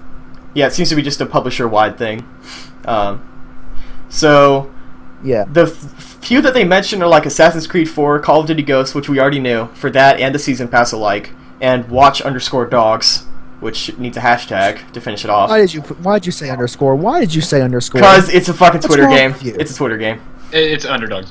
Why did I not think of that? Watch Underdogs. That's the new thing. I'm calling that game that forever now, till the end of time. Oh god. So I think this is pretty cool. They didn't seem to specify how much it'll be discounted, but we'd have to imagine. Didn't they say it would be like a lot? They've confirmed it. Okay, they have. What happens is that if you for example, if you buy Watch Dogs on the PS3 for like a couple months after you buy it, you can buy the PS4 version for like $10. Yeah. They also did they ever confirm It's if like it works for retail and digital? Because in this they weren't sure in this particular story. I would imagine it would work for retail and digital. I don't see why it wouldn't. But it's only a used game limited purchases. offer. Like, That's why I would think it would work for retail. Yeah. Used games. yeah, I suppose. I mean, if it was only digital, I would not mind because Well, that they makes could easily sense just to me. throw a coupon in there. They could easily throw like a coupon in Yeah, that would be fine, I guess. I could dig it. Better than online passes. Give it that. Alright, so that was cool. I like that. This one I find cool because I'm a Vita owner and I want more Vita owners out there. And people like to shit on the Vita, but I like it. It has a price cut, just like the PSP did, and pretty much every other console thing ever in history. So it went down $50 US dollars, so it's now $199, or they did. This had to have happened. It couldn't have not happened. It was Like, 'cause way the too Vita's expensive when it came biggest out. Problem is that it was really expensive. My apologies, but I'm still not buying one. I'm not surprised. I believe I was just looking at 3DSs the other day because I wanted to buy one. They're like $170, I believe. So this puts it pretty well in line with the 3DS. And I think this was a good idea on Sony's part. But I talked about this with... That was the other problem. There's fucking memory cards. Yes, which I paid $50 for mine. I don't even want to begin to talk about that. So the memory cards also got that discounted, hurts. but only a little bit. By like $10 to $5, not much more. So... $20 for the higher end ones. Correct. I paid... It was $30 to $50. I don't remember. It was way too much, is all I remember. Oh god, that's so painful. I don't want to think about paying that much on a fucking memory card. I've already filled it up, by the way. It was a 32 gigabyte. I don't even want to think about it. Or was it 16? I I don't know. remember back then I remember back in the old days when memory cards used to cost me half of my paycheck. So, well, I mean, that's a separate problem altogether in that I feel like the Vita... Like, I know why they did it, but I feel like it should have just had generic micro SD card support. SD cards? Yeah, but no. I feel like that would really help sales as well because people like me don't want the retail games. They want the download versions of games, and they want a lot of memory for the download versions of games. So that's the current problem. Well, there's also the fucking fact that Sony sells SD cards. Yeah, Like, that's a product they manufacture. and yet they made exclusive ones for the Vita. It was obviously just a price gouging thing, but I bought into it, I guess. I do like my So Vita, obvious. and I would recommend it if you're kind of on the fence between that and a 3DS. I can't say what the 3DS might be better. I don't own one personally, but I still think the Vita needs a little more software support. But given that, I feel like it could be really cool. And the fact that you can play a lot of PSP titles, PS1 titles, it's pretty cool to me. I have If it a lot of wasn't PSP just games on that there. machine you play Persona 4 Golden on. Well, it's funny. Can you play Vigilante 8 on it? I don't know if it's on the PS Store. If it's on the I think PlayStation Store, you can play it. Buy it. Yeah, if it's on the PlayStation Store, it can The play it. Vita is actually becoming, like, in the next generation, the Vita's going to become a very good indie machine. True. Because a lot of those indie games Really? that I are remember coming out are going to be... I remember some time ago we were all shitting on the Vita because of how bad it was and how few games it had. Well- And now it's starting to become a really good indie machine now. It has a lot more software these days. It just depends on what kind of games you want. Did you watch the Sony Gamescom press conference? They dedicated like 20 minutes to games that will be on both the PS4 and the Vita that were all indie. And you can get some pretty I interesting... Very think good. I Shut think up. I skipped that. And you can get some But I pretty also- good. And hell, they've announced The Binding of Isaac, the Rebirth will be on free for PS Plus members Correct. for both the PS4 and Vita. They also have some pretty good AAA games that are crossplay. Like you can have Sly Cooper Thieves in Time. You can just buy it on the Vita. Oh You yeah, can that was play that the new before. Sly Cooper. I remember that as well. Or you could buy it on the PS3 and get a coupon for the Vita version. Correct. Or you can buy That's what or I'm you can saying. buy What I'm PlayStation saying All is, Stars, get I it free. just find it ironic how before we shit on it, and now it's starting to become really good. Well, that's That's kind what I'm of saying. how that's It's kind of how just consoles fine. work, It hasn't man. become good They yet. get It's better. It's about to soon. Yeah. It hasn't become that good yet. It's coming. I mean, dude, I bought it when it first came out, and it was kind of shit, but it is getting way better. And the fact that you can play most PSP games on there is pretty great. There's only a few that I'd like that aren't on there. Kingdom Hearts, Birth by for Sleep is example- on there. Kingdom I Hearts. just please bought don't Dive have Kick. email in front of me. Excuse I do me. not Like for example, I just bought Dive. Dive Kick on the PS3, and it came with a free Vita version of the game. So you're gonna give that to me, right? So I can play Dive Kick. No, I've They already. said it was Well, no, it's on my account. It's Damn! on my account, dude. Well, I'll buy Dive Kick anyway. It's pretty cheap. But yeah, that's and it's cross buy. So if you buy it on one, you get it on the other. which I think that's just as a little side note. I think Sony's doing a really good job as far as marketing that sort of thing. Cross buy. Yes, the cross-buy and cross-play. I don't really mind. I don't think cross-play is that interesting to me personally, but the cross-buy is the best part. Where it's like you buy one version of the game, as long as it's identical to the Vita version, they'll just give you the copy. That is fantastic. Well, I mean, cross play kind of goes hand in hand with cross buy. Like if you get it on both systems, why couldn't you transfer saves over? It wouldn't Right. make sense otherwise. I'm just saying, to me personally, it's not as It's like an interesting, but it's cool. It's a logical extension of what's already there. So, Rudy, still not getting a PS Vita? Nothing. He's stoic. Let's move on. No word from Rudy. We'll have to move on. Yeah, I'm just. When I said Vita, he was just like, I have nothing to say. No. Alright, I did post this one. So, Wind Waker HD comes with a lot of changes that are more than just a graphics update, which the graphics look awesome. There are not new dungeons. They specified that. But they have talked about how apparently I played like through half of this game, so forgive me, I don't know this part. Where apparently you have to collect sections of the Triforce, like pieces, and then you have to pay Tingle rupees for pieces of a map or something like that to uncover them. Apparently they've really streamlined that where you can get most of them without Tingle's help at all, which will make the game faster and just less arduous to have to, pay money to him, then go somewhere, then pay more money to him. Yeah. There's also going to be a more difficult version of the game where you'll lose more health to hits and you can only regen health with potions. And that's called Hero Mode. It can be switched on and off. And they talked about the first-person perspective is much better in this. And just cool to me. Like, the last big thing is that Right. Wait, question. Yeah. Does that idiot shopkeeper finally give you something when you buy all those tickets for him? I have no idea. I did not get that far. And it does not mention All in the he story. ever does is when you give him those tickets, all he says is "I appreciate you." Okay. So the last thing I for... appreciate you too. So the last thing that is worth mentioning, which is the biggest part for me, as someone who really loved Wind Waker, is that there's something called the Swift Sail, which apparently just makes the boat go faster. Nice. Which, I didn't mind the speed all that much, but I can understand if you're just trying to get through the final parts of the game, you're just like, fuck, just go faster. But I think this is great, that it's more than just like, hey, we up-res the graphics. Like, they're actually changing the game to work on the Wii U. And the hero mode, I think, is really cool for people who that's are great and hardcore. all, but I mean, it's cell shaded, therefore it sucks. Oh my god. I'll come over there. So says It's Nintendo's not- fandom. Hipster alert. Anyway, I've actually mentioned before... So not- says Nintendo's fandom, not me. That's directly from Nintendo's hatedom. So I've actually mentioned before, probably not in the podcast, that I actually think Wind Waker HD might be the game to make me get a Wii U. Like, I love Wind Waker that fucking much. Me too.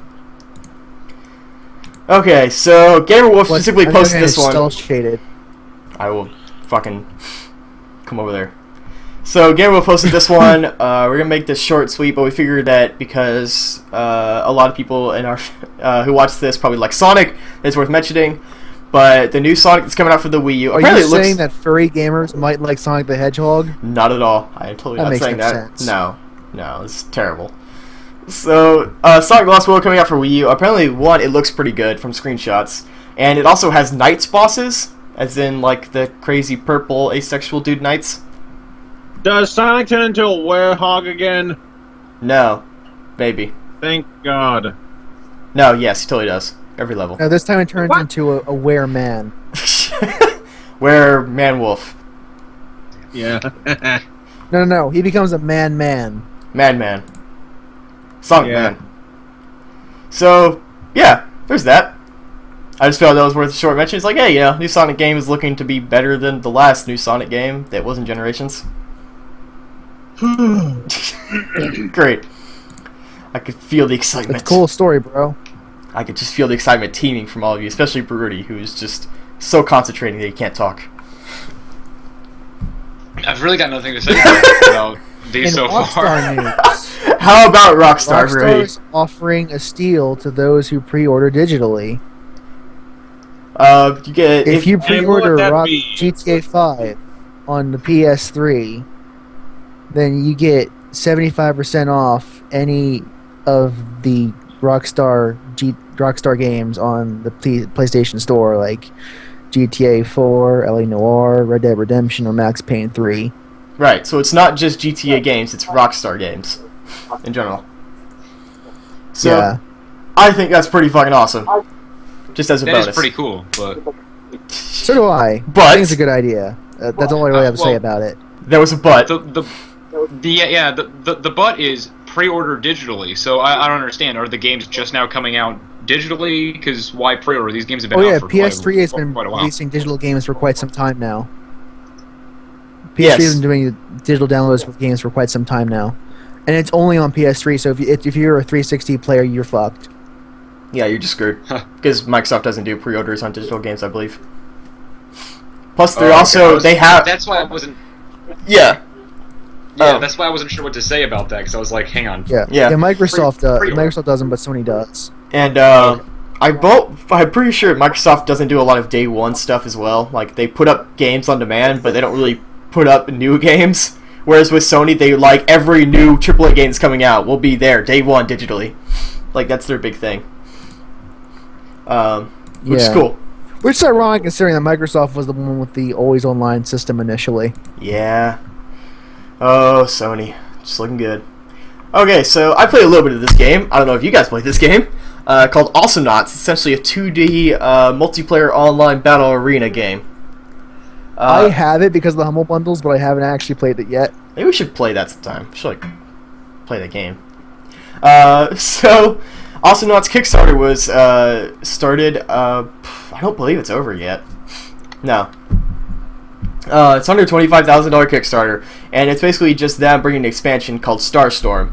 So it's gonna add new characters, and supposedly it'll add 3 new characters and stretch goals for new levels, spectator mode, global chat, twin stick controller support, new music. Well, that's all the stuff that comes with it. The stretch goals Any are another TF2 map, items? music, custom It games, just more reached its characters. goal. Great. So It just reached its goal. this just in, Awesomenauts Starstorm coming to a console near you soon. It has 126,000 out of its $125,000 goal, and 23 days left to go. And it's also worth mentioning, this is only coming to the PC and PS4 versions of the game. I don't know. So fuck you, Microsoft guys, again. Also PS3, which it came out on. Yeah, and fuck me. PS3. Well, you also have But I the Steam. PC but I have it on the PC. I had the PC version, so I'm not fucked. I got it on PS3 just because it was free. PS Plus, baby. I got the PS3 version because Humble Bundle. Humble. Speaking of Humble Bundle, great segue. You really tried hard, Brandon. You should get a raise. So, good news, I would say. Bad news to some people who are just haters. But the Humble Origin Bundle is the biggest seller in Humble Bundle history. It has earned over 8.6 million, and I'm pretty sure I saw a tweet by them that it was like 11 million or something like that when it actually ended. So, and all of that money went to charity, except for maybe like 20% that went to Humble Bundle, which means they'll probably be able to pay for their servers for the next foreseeable EA future. got none of it. Yeah, EA received not a They dime. literally let you. It didn't even let you give them any of it. So that's essentially EA just contributing like millions of dollars to charity and giving away games at the same time. Nice. To be fair, a lot of this might have to do with the fact that Dead Space 3 only came out half a year ago. Yeah, I thought that too. I think also that Battlefield 3, a lot of people want that. And I'm not as convinced, because I'm pretty sure if you wanted Battlefield 3, you would have gotten it by now, considering all the sales it's gone through. also true. And premium. What was the other pay to unlock? Sims. Sims would be another one I would say, because I just picked up the Sims based off the Maybe, Origin yeah, bundle. because I know people who bought it just with The Sims, Correct. so that wouldn't surprise me. That and Dead Space, I would say. The other ones, yeah, you could have picked up almost anywhere else. But I think that's fucking awesome. You know, there's a lot of people I get pissed because I go on Twitter and then I go see these news and everybody's like, oh, fuck EA, and I'm just like, you guys are assholes. Like, this all went to charity and you guys are still bitching about EA. Like, that's Like just- again, like I said before, this was a brilliant move on EA's part in quite a few ways. yes, So definitely a Good on them, I good say. marketing publicity move. Not marketing, but publicity move. I mean, as we and said marketing before, too. Don't get me wrong. That was Right. this is also a very good marketing move. just good for EA. So this one is pretty cool. I bought this game months before it came out, and I barely played it. So fuck me. I think I still have an extra copy of this. Pretty sure, because I know I have another. So Don't Starve. I have a GOG version of this game. There's a God version. Yeah. Okay.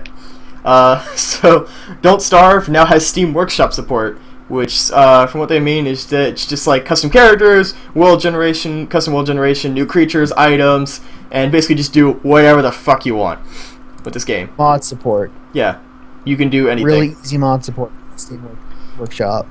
So for me, though, the biggest ones are obviously just the new characters and new items, which I think Don't Starve could really use, because I know some people have played this game for so long that they just know everything about everything in this game.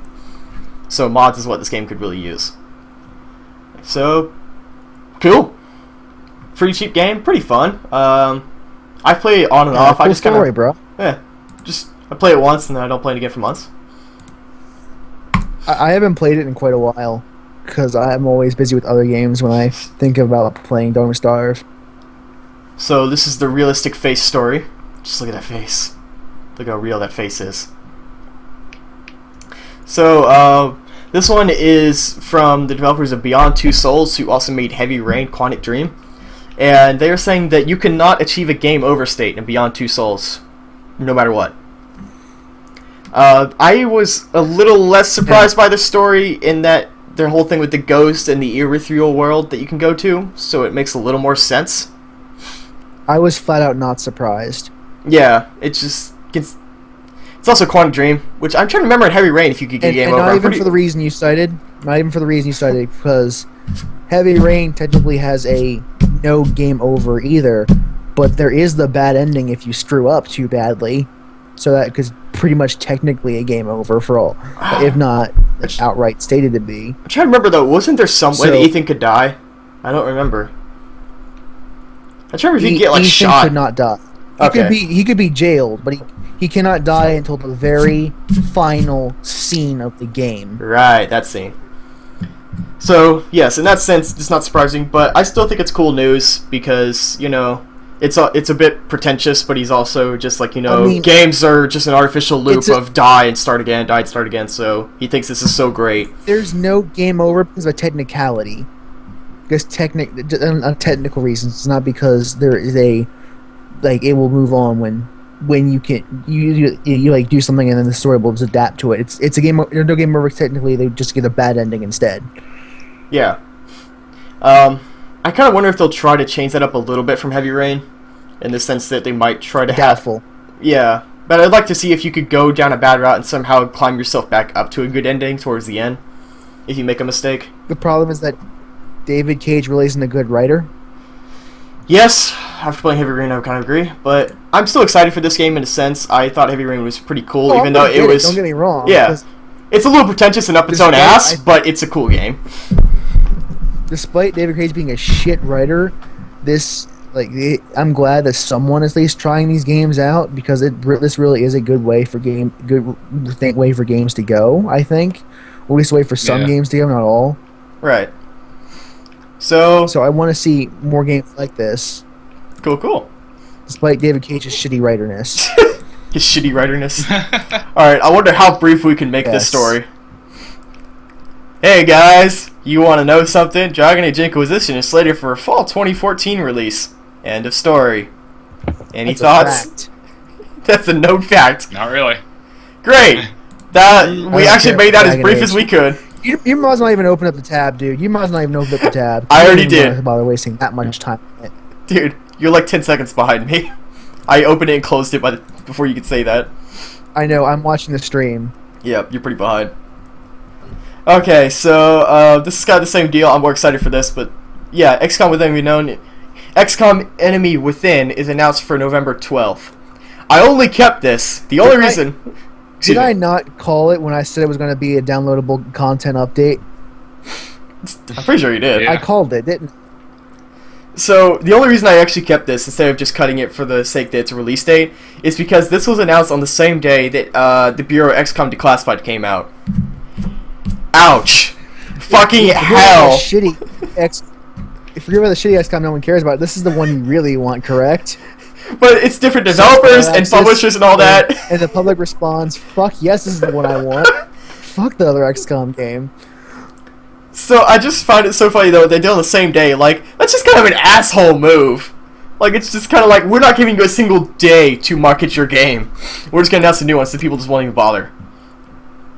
So I mean, this is if you read the information about this DLC, it's really exciting for people who like XCOM. and I do like XCOM. It's a known fact. Oh, I love XCOM too. We should play multiplayer sometime. Yes, we should. After my characters stop dying every level.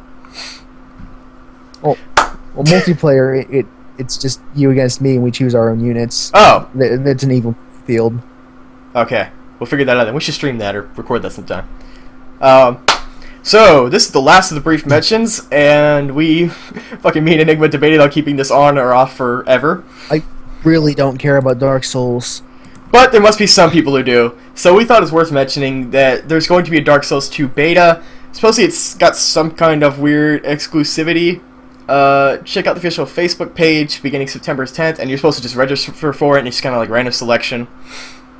But yeah, I just think it's like, if you like Dark Souls, and you want to play Dark Souls soon, just keep tuned for that. Keep Googling it, see what happens.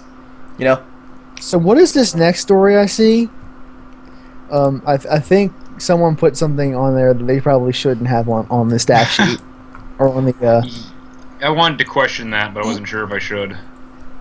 Well, I wonder who Maddie Anonymous apparently Chipmunk has is. a tiny penis. Apparently, according to this, Maddie has a Well, tiny I know penis. it's not Baruti, because he No. came in last, and I know, and I'm pretty sure I remember who Anonymous Panda is, so I wonder whose picture I'm staring at right now.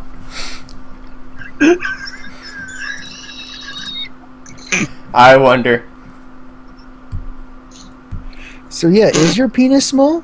It is not, thank God. Don't worry. Plenty of people have seen it, unfortunately. Long story, I'll tell you some other time. So games that have come out. Some games that came out last week. Working title. I'm gonna work on this title at some point. I only pull up these links just for the sake of other people. They literally just link to wiki pages on giantbomb.com. So some games came out last week. As like last week, I'm just gonna run this as far as I'll say the game name, and then if you guys want to say anything, go ahead, and then I'll say something if I want to, and we'll just move on. Be really rapid fire. So the Bureau XCOM Declassified came out. Don't care. Great. Third person shooter. I might pick it up when it goes on that's- sale, personally. That's the FPS one, right? Third person shooter, but yes. Yeah. The Bureau? Yes. Installed it for my PC. I probably will get it if it But goes you know on a good what sale. Funny thing is though, when I got the Bureau at GameStop, they said it was the only PC. There was only PC order that they got for pre-order. I was the only guy that pre-ordered it for PC. That's That wouldn't because surprise that's me in because the most least people use Steam. You know, Yeah. the average person, the normal person. Well, I doesn't go wanted to get that ray gun. Oh god damn it!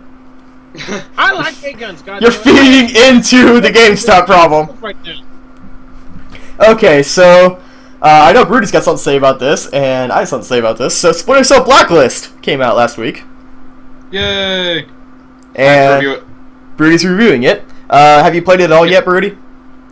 I have not yet. I'm going to be though. Okay, I was gonna ask for your I'm thoughts. going to be getting it very soon. I got it have off Amazon. It's on its way. I have seen it myself. I will get it on PC after I get my computer upgrade parts, so probably like 2 weeks from now I'll go grab a copy. Yeah. But I'm fucking stoked, man. Like, I know there's been a lot of backlash about, like, the voice actor, the daytime levels. I don't care. Splinter Cell. That's the only 2 words you gotta It's say for Splinter me. Cell.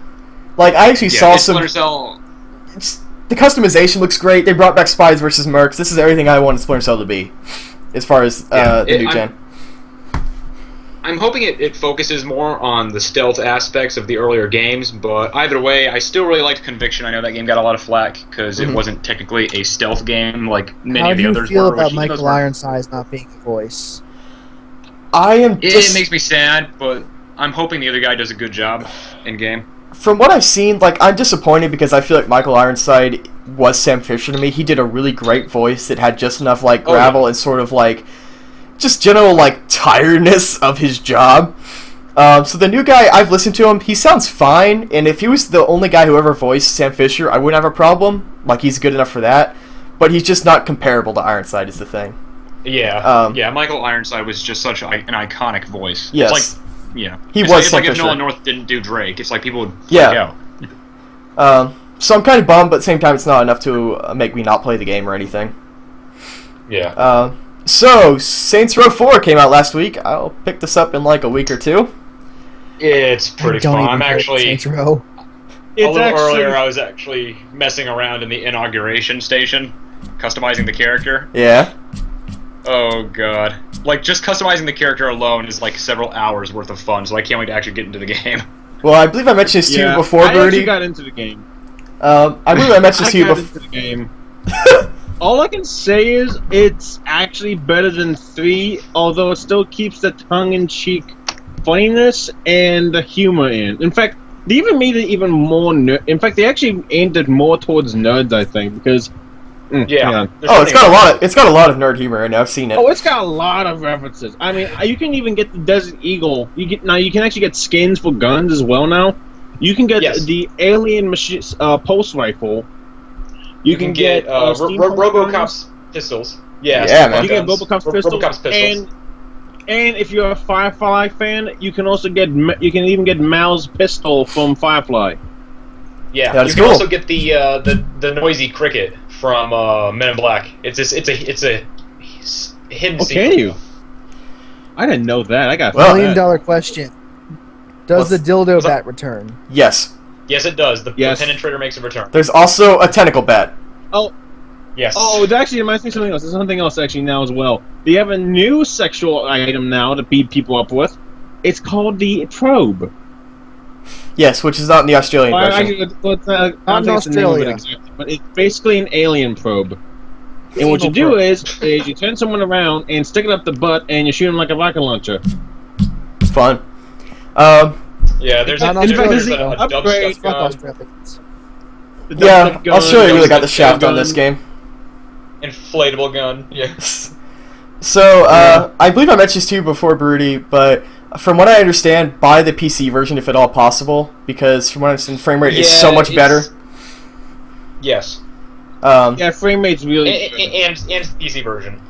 Right. That's just what I seen on Giant Bomb. Like when I saw them side by side, it was like 20 frames to like 60 frames. It is noticeably different. Yeah. You won't notice it if you just play the Xbox One, but yeah, doing a Yeah. side-by-side comparison, the PC version does run a lot better if you have the right specs for it. I'm using my laptop, so it's kind of slowed down, so I'm actually going to be getting the Xbox One as well Okay. when I can, Um, because it's I think it's cheaper on Steam. So You're buying the Xbox One? no, the Xbox version No. as well. no, yeah, Xbox 360 version. Uh, God no, I'm not getting that. It's one. so yeah, I will pick it up soon. Maybe we should do some co-op or something like that, because that would be a lot of fun on PC. I'm not Capcom. I'm not going to go back on what I say. Topical. Xbox One. I'm going to go buy. All right, so No, I- next game, Dive Kick came out last week. We talked about this just a little bit. And I'm pretty sure I'm the only person in this cast that's actually gotten it. Sadly, yes, I want to, but like I said, I've been holding off on buying stuff aside from Resident Evil 6 I bought yesterday until I get computer parts. Deceptively complex game. I've heard that actually. I watched Because Giant while Bomb play it, and it was interesting. While there is like only two buttons, the jump and the kick, and the goal is to kick the other person before they kick you, it leads to a lot of mind games, like trying to figure out which one of you was going to kick first. And if you don't kick in time, What like if- the time over, instead of like health, because there's no health, it's who was closer to the center of the stage. So that Right. encourages you once time starts to really start kicking to get to the center of the stage, and then try not to get kicked while you're doing that. Plus, I didn't understand this until like it came out, but everybody has very wildly different styles of kicks. Like diving kick are the only ones that are Yes. somewhat the same. They have different jump heights and speeds and different angles and speeds in which they kick. And the characters even have special powers. Like, for example, Seth Killian, or otherwise known as S-Kill in Dive Kick, he doesn't jump in the air, he teleports. Right. And he has a slight invulnerability when he jumps, and he can jump, and he has to jump twice, once off the ground, once in the air, before kicking. Right. And He you has a have to really 3 time set. because his kicks are very, very slow. Yeah, from what I understood for him, it's either you have to jump, kick, or jump, kick. Like you just have to do 3 buttons no matter what. From what I've Yeah, seen, because if you, it looks if like you there's hit, not a whole lot if of you hit skill kick while you're on the involved. ground, There's surprising not amount a of whole lot of skill, and there's not a whole lot of memorization or combos of skill involved. It's very Yeah. much a mental game. yeah. It's more It than looks you would like a think. lot of Trying luck. to trick the other player. Well, it's more skill than That's you would right. think, but it's not that much. It's much more in the mind than it is in the fingers. True. And I think that's what makes it cool for a fighting game, is because that's the kind of games that professional fighters usually play. It's just kind of like not attacking It's and a just see who's going to very do what. playing field. Right. So It's a very easy playing field. I'd be really curious to see this on like the main stage at EVO, and just see what really professional people do with this game. So it'd be cool, and it's really cheap. I think that anybody should pick it up if you're a slight fan of fighting games, or if you just like the odd bit of humor. Alright, next one.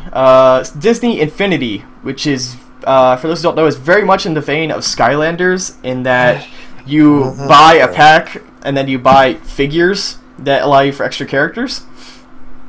It gets shit on, but from what I've read, a lot of people seem to like it just for the creation aspect of the game. The sandbox where you can basically make anything you want. Yeah. I'm It's not sure pretty how much like- comfortable I am with the notion of a game where you have to buy figures to unlock the content that's already on the disc. I'm not sure how comfortable I am with Yeah. that. And the same issue I have with Essentially- Skylanders. Essentially, I Disney agree trying to with that. compete with Skylanders, which honestly I wish Skylanders would fail soon because I want Spyro back. Not yeah. gonna happen. Hey, I agree with you. I agree. I agree with you completely. Let the record be known Spyro that I was my agree with first Game PlayStation Freak. game. That's a first, so I'll I- note it.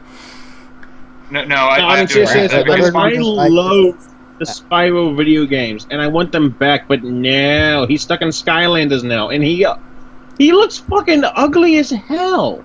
I'd rather him be dead than be in Skylanders. I'd rather him have died the same way Crash Bandicoot did. I would rather have him officially retire instead, or at least return to a new Spyro video game. But no, he's stuck in Skylanders. I'd rather him be It's as like- dead as Crash Bandicoot is now than be in Skylanders. Alright. I really, But we were talking about Bandicoot, I Disney also- Infinity. Spyro was my first. Spyro was my first PlayStation game, so I like have a huge history with that game. And seeing it just defiled now is kind of sad. And I don't know And why so Disney about Infinity Disney Infinity- feels. As much as I like to Yeah, talk you know, about this, like- guys, like we gotta go, like move on. Well, no, I was about to go back to Disney Infinity because Disney Infinity following that is very odd. However, the gameplay itself looks really fun. It's pretty much like Gary's mod with Disney characters, and I think that's really cool. Yeah, I'm interested in how they did this technically, because think about it, they had to have a format that works on every single platform out there now that's being widespread, including iOS and mobile. Yeah. And because you can make a level on iOS and then port it to the PS3 or the PS4 or whatever, and it would still have to work just fine. And that's technically a very impressive feat. it is. I would be actually interested in picking this game, but the problem in that one of the reviews that I saw mention this is that, like Skylanders, it's just way too expensive. Like the pack itself is like Exactly. $70 for the game, the portal thing, characters, and then characters themselves like $10 a piece. If it was half for any of that, Yes. if it was like $35 and then $5 characters, I'd probably actually pick one up, a few characters, and have some fun. pick up $5 every once in a while, get a new character, some new story stuff, some new gameplay, but not for And that's that the much. other issue. Like, that's it. Right. I hope this It's- Skylanders model doesn't catch on because it's a very worrying and very expensive trend. It is. It's already on the disc. It's very much like DLC when you have to buy DLC and for something that's It's already day on the one disc. DLC, It's yeah. infuriating. Gamers don't like it. And like the only thing with that is I would just get the Randall figurine and be done because he's the only character I'd use. So, but still, I know like kids are gonna be like, I want every character, and they're gonna have their parents go out there and buy it, and Disney's just raking catch 'em all, money, gotta and catch 'em all. It's sad. It's sleazy. And again, I wouldn't mind if it was cheaper, but they're charging too much for that kind of stuff. Still, I think the game is interesting at the least. I was more interested in it than I probably should have been, I'll to concede put it one way. Like, I know I'm in theory. Like, if in the Disney crossover where you can play with all the characters in the sandbox game, there is no problem there. That's an Yes. amazing concept. It's That just something stuff is awesome. Skylanders model up. Right. Alright, so next game, I only even put this on here because I watched a Giant Bomb video on it, and I know nothing about it. It's called Flashback HD. I literally only posted it in case there's someone out there who knows the original I don't game. know what this is. Supposedly, I it was a I don't side-scrolling know what adventure this is. game in arcades, and it was pretty well regarded, and the new one came out and pretty much told trash, so I thought I'd post it on here for shits and giggles, see if somebody knew about it. But nobody does, so let's move on to the next one, which is a lot more interesting. Okay. Game Dev Tycoon is actually on Steam now because of Greenlight. And this Should game... this technically be in? Because it's moving to Steam, but whatever. Right, I mean, yeah, it's not that it came out, it just... I probably should put that in ports as, like, port Steam. That'd be my mistake. Yeah. This game has been out for a while, although it is an updated version as well. New gameplay options and such. I post this because this game actually has a lot of controversy. The first one surrounding that when it came out, the developers actually released a copy of the game for sites like the Pirate Bay that made it so that if you pirated the game, and it recognized that if you had the pirated version of the game, then you would suffer from piracy in-game. Like, people would just be stealing copies of your game. Well, no. Yeah.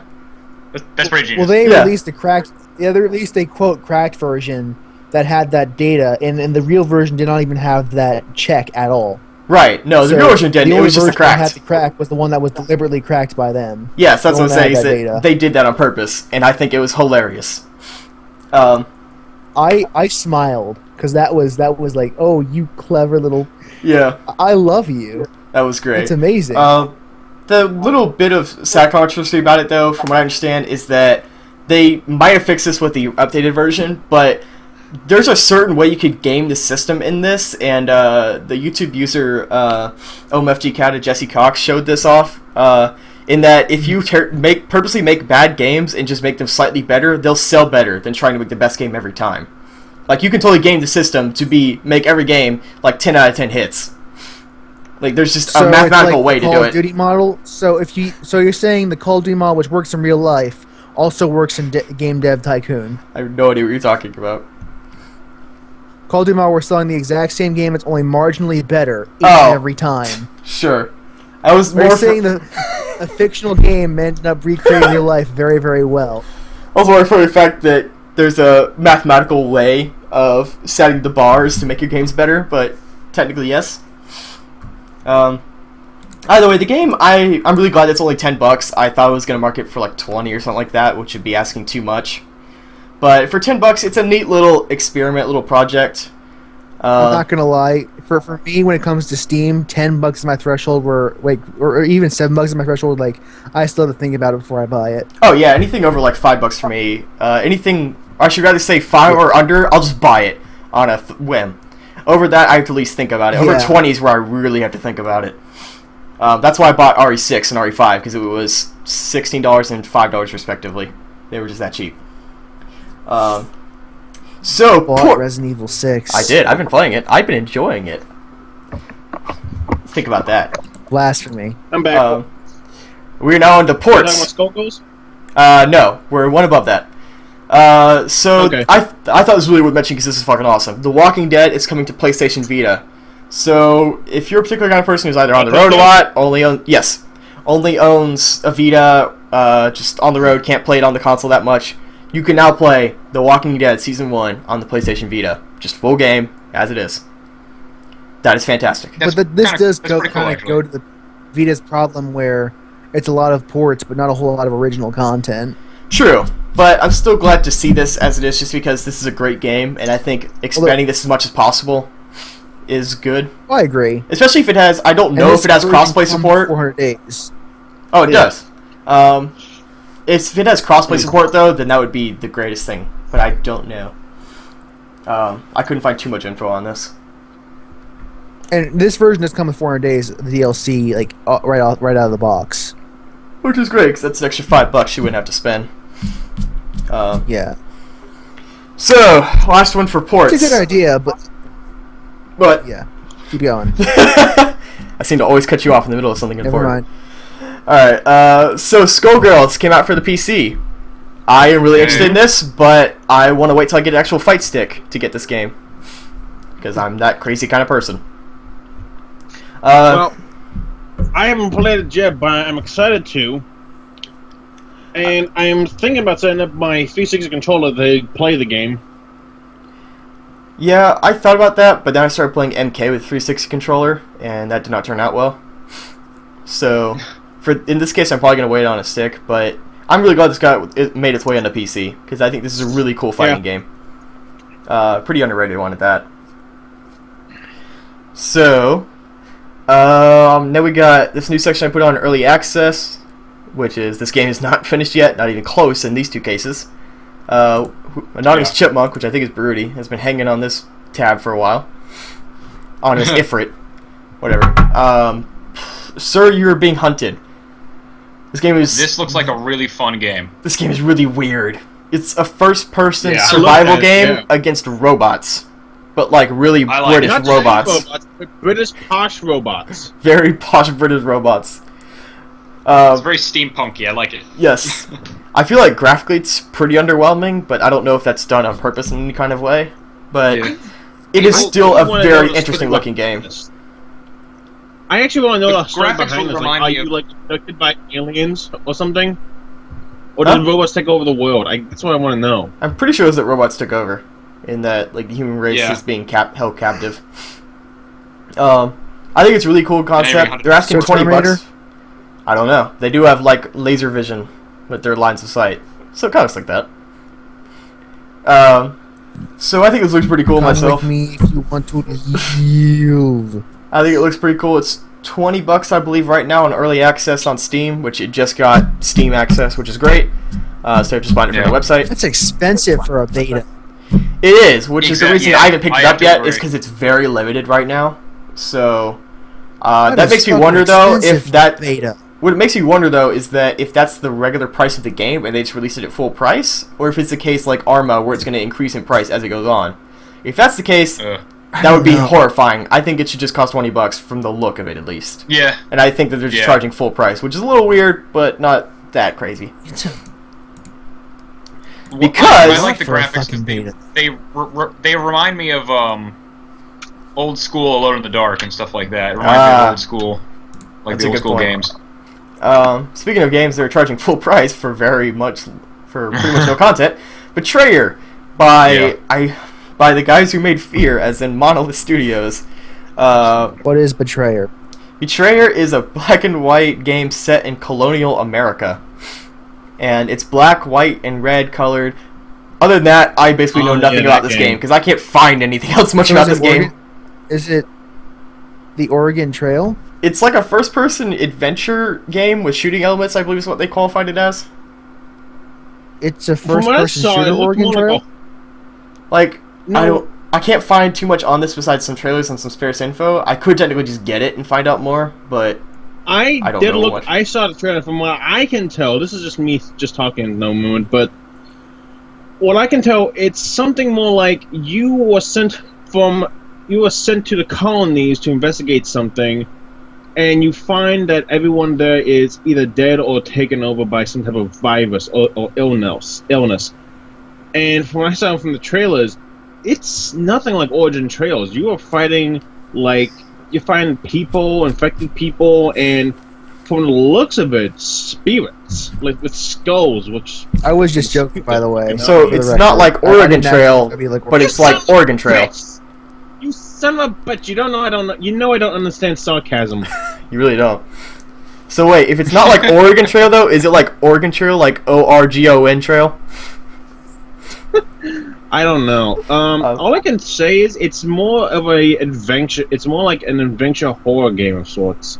Yes, I do know the shooting part. They specifically point that out that it does have shooting elements, but I'll probably pick this up at some point. I just need more to go on. Like I need somebody to do a let's play of it or something to actually look at the game moment to moment. But I think it's cool. I think it's interesting. The art style isn't too unique these days, but the setting is for sure. So I can dig it. Assassin's Creed. Well, you know, we're not talking about Assassin's Creed 3 ever. Okay, guys, so let's wrap this up with the shout-outs for the week. And if you weren't here last week, I appreciate all you guys were here, but for the sake of the viewers, shout-outs basically just a section I did last week when I was hosting, where we're just going to shout out something like something we're doing, something for the site, something we just want to call to our attention, anything in general. Related to I got a gaming. few shoutouts. Okay, well, we're going to go around, from left to right, so go ahead. First? I'm going left to right, so you go ahead first. Then Broody, and then Nigma. Okay, first off, I want to say that I am still going to be trying to start my own Twitch channel. I have no name for it yet, but it's going to be pretty much the Game Freak there. Okay. I know, sounds pretentious and all, but I'm going to start my own little live play channel as soon as I get things set up.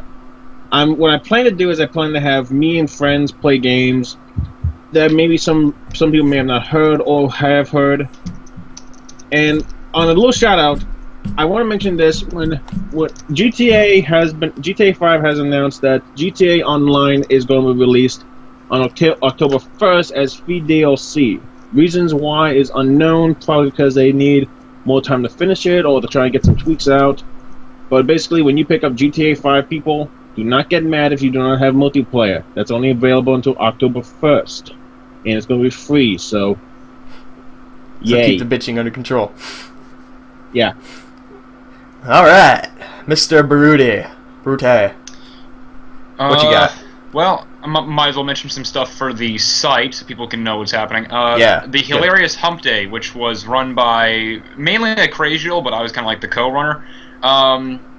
That has been moved from Hump Day Wednesday to Monday at noon to 1. Is it still called Hilarious Hump Day? Person made Hump Day and just punch him. That's because of school and all those reasons, from what I remember. Crazy was saying earlier. Yeah.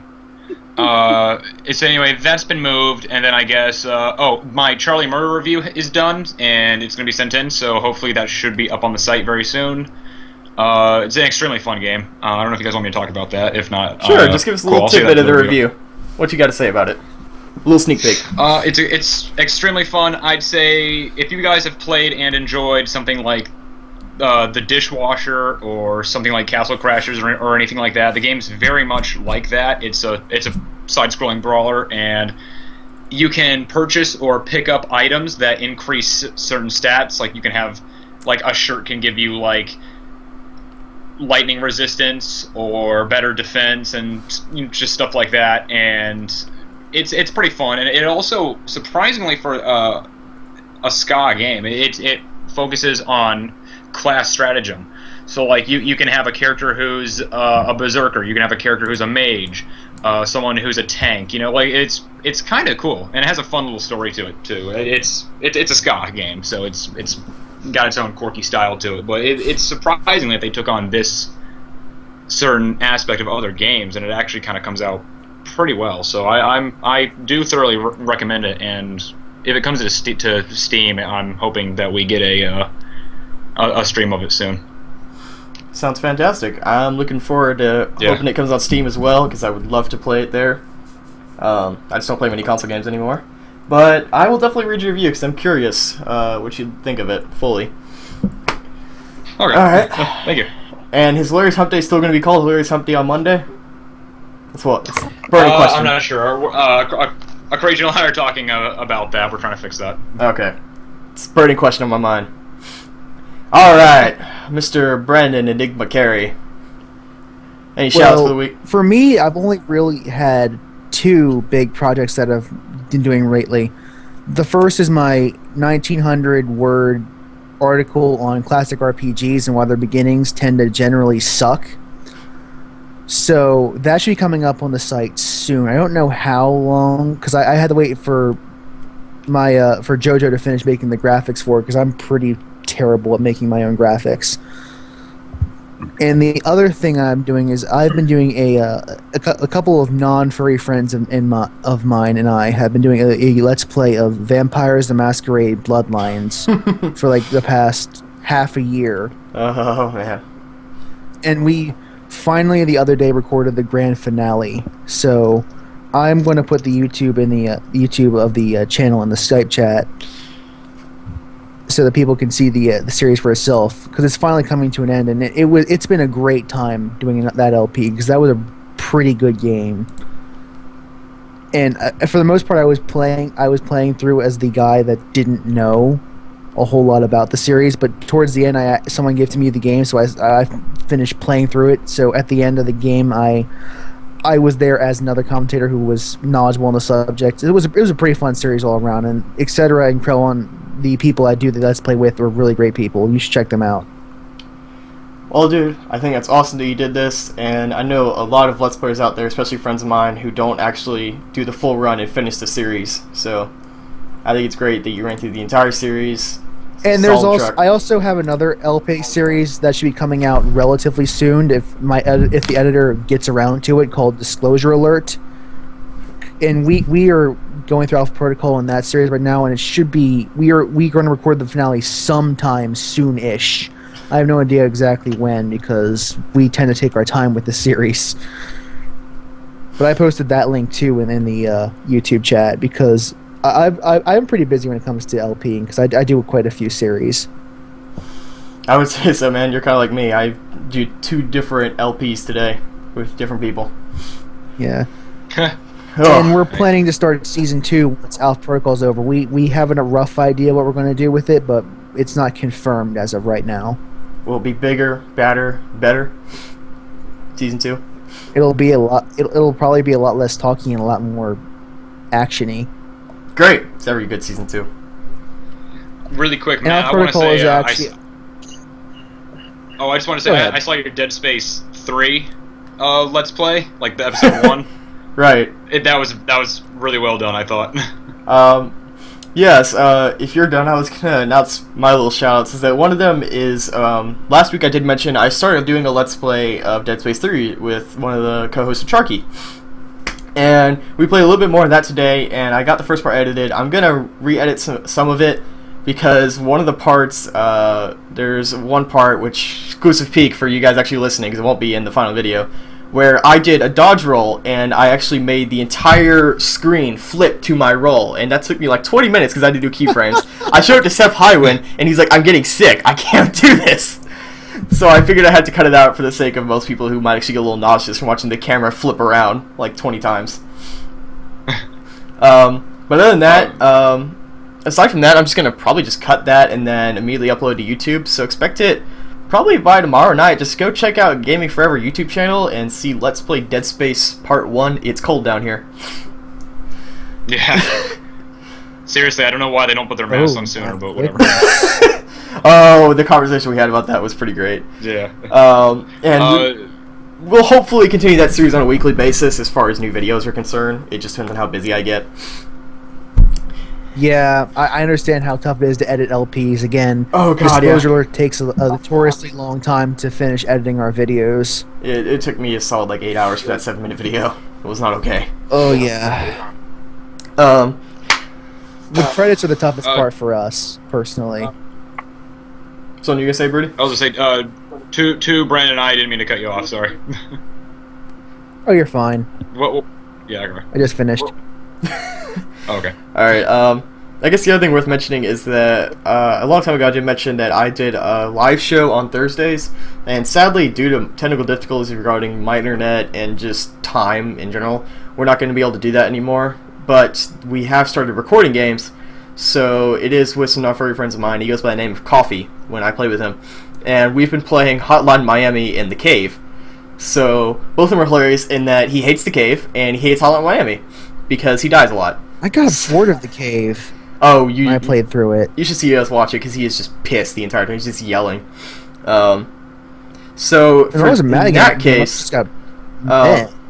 in that case, if you just go to YouTube, actually we'll post both these in the chat right after the stream ends for his and for mine. YouTube.com/ the Matt Castle, MATT Castle, is my YouTube page. I will post some stuff there, and then it's either going to be on there or the Player 5 guys, which is our technical show. Still trying to figure out the exact details of that, but look for like Hot Miami, The Cave. We played some other games that I can't remember. I have 1 terabyte of Let's Plays I have to sort through tonight. So that's basically mine, really. It's just my recent updates. At some point I will update my freaking blog. I have the ideas written down and all that. It's just free time and I have to be in that creative mindset.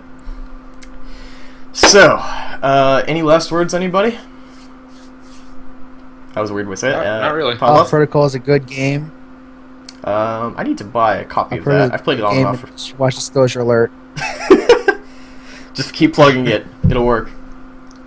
Alright. I'm going to go watch that right now. Alright, guys. Well, thank you so much for doing the Gaming Forever Weekend Review podcast with me and for helping me host here. Also, this was 2 hours. God And we damn it! highly edited the script. And this is half the stories that were originally on here. So Did think I about it that not way. say that we would find a way to make this like 3 hours long? I'm glad I did bet on that. Anyway, for those of you who actually stuck through the whole time, thank you so much as well. We actually really do appreciate Take care, viewers, guys. and we really appreciate that you guys listen to us just ramble for as long as we do. We're Oh, yeah. actually going to try to make this shorter unless you guys actually like that it goes on forever. It'd be great if you actually post that in the chat, because Are we like I've been talking with Podtoid Gary or, Wolf about like, that. some other pretentious?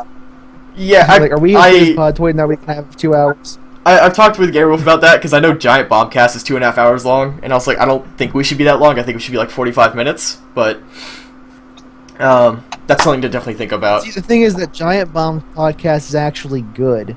Yes, but they've also been doing that forever. So, You've been doing this for like half a year now, I think. well, you know, I just got here, and so did Brewery, so it's the rebirth. Alright, so as soon as this stream ends, guys, I will post links into the chat, all of our shout-out stuff for the YouTube channels, Twitch channels, and all that fun stuff. So, until next week, thank you again for watching. We hope you guys got some fun news, funny banter, and some funny stories to share. Keep checking out the site, YouTube, and all that, and good night, everybody.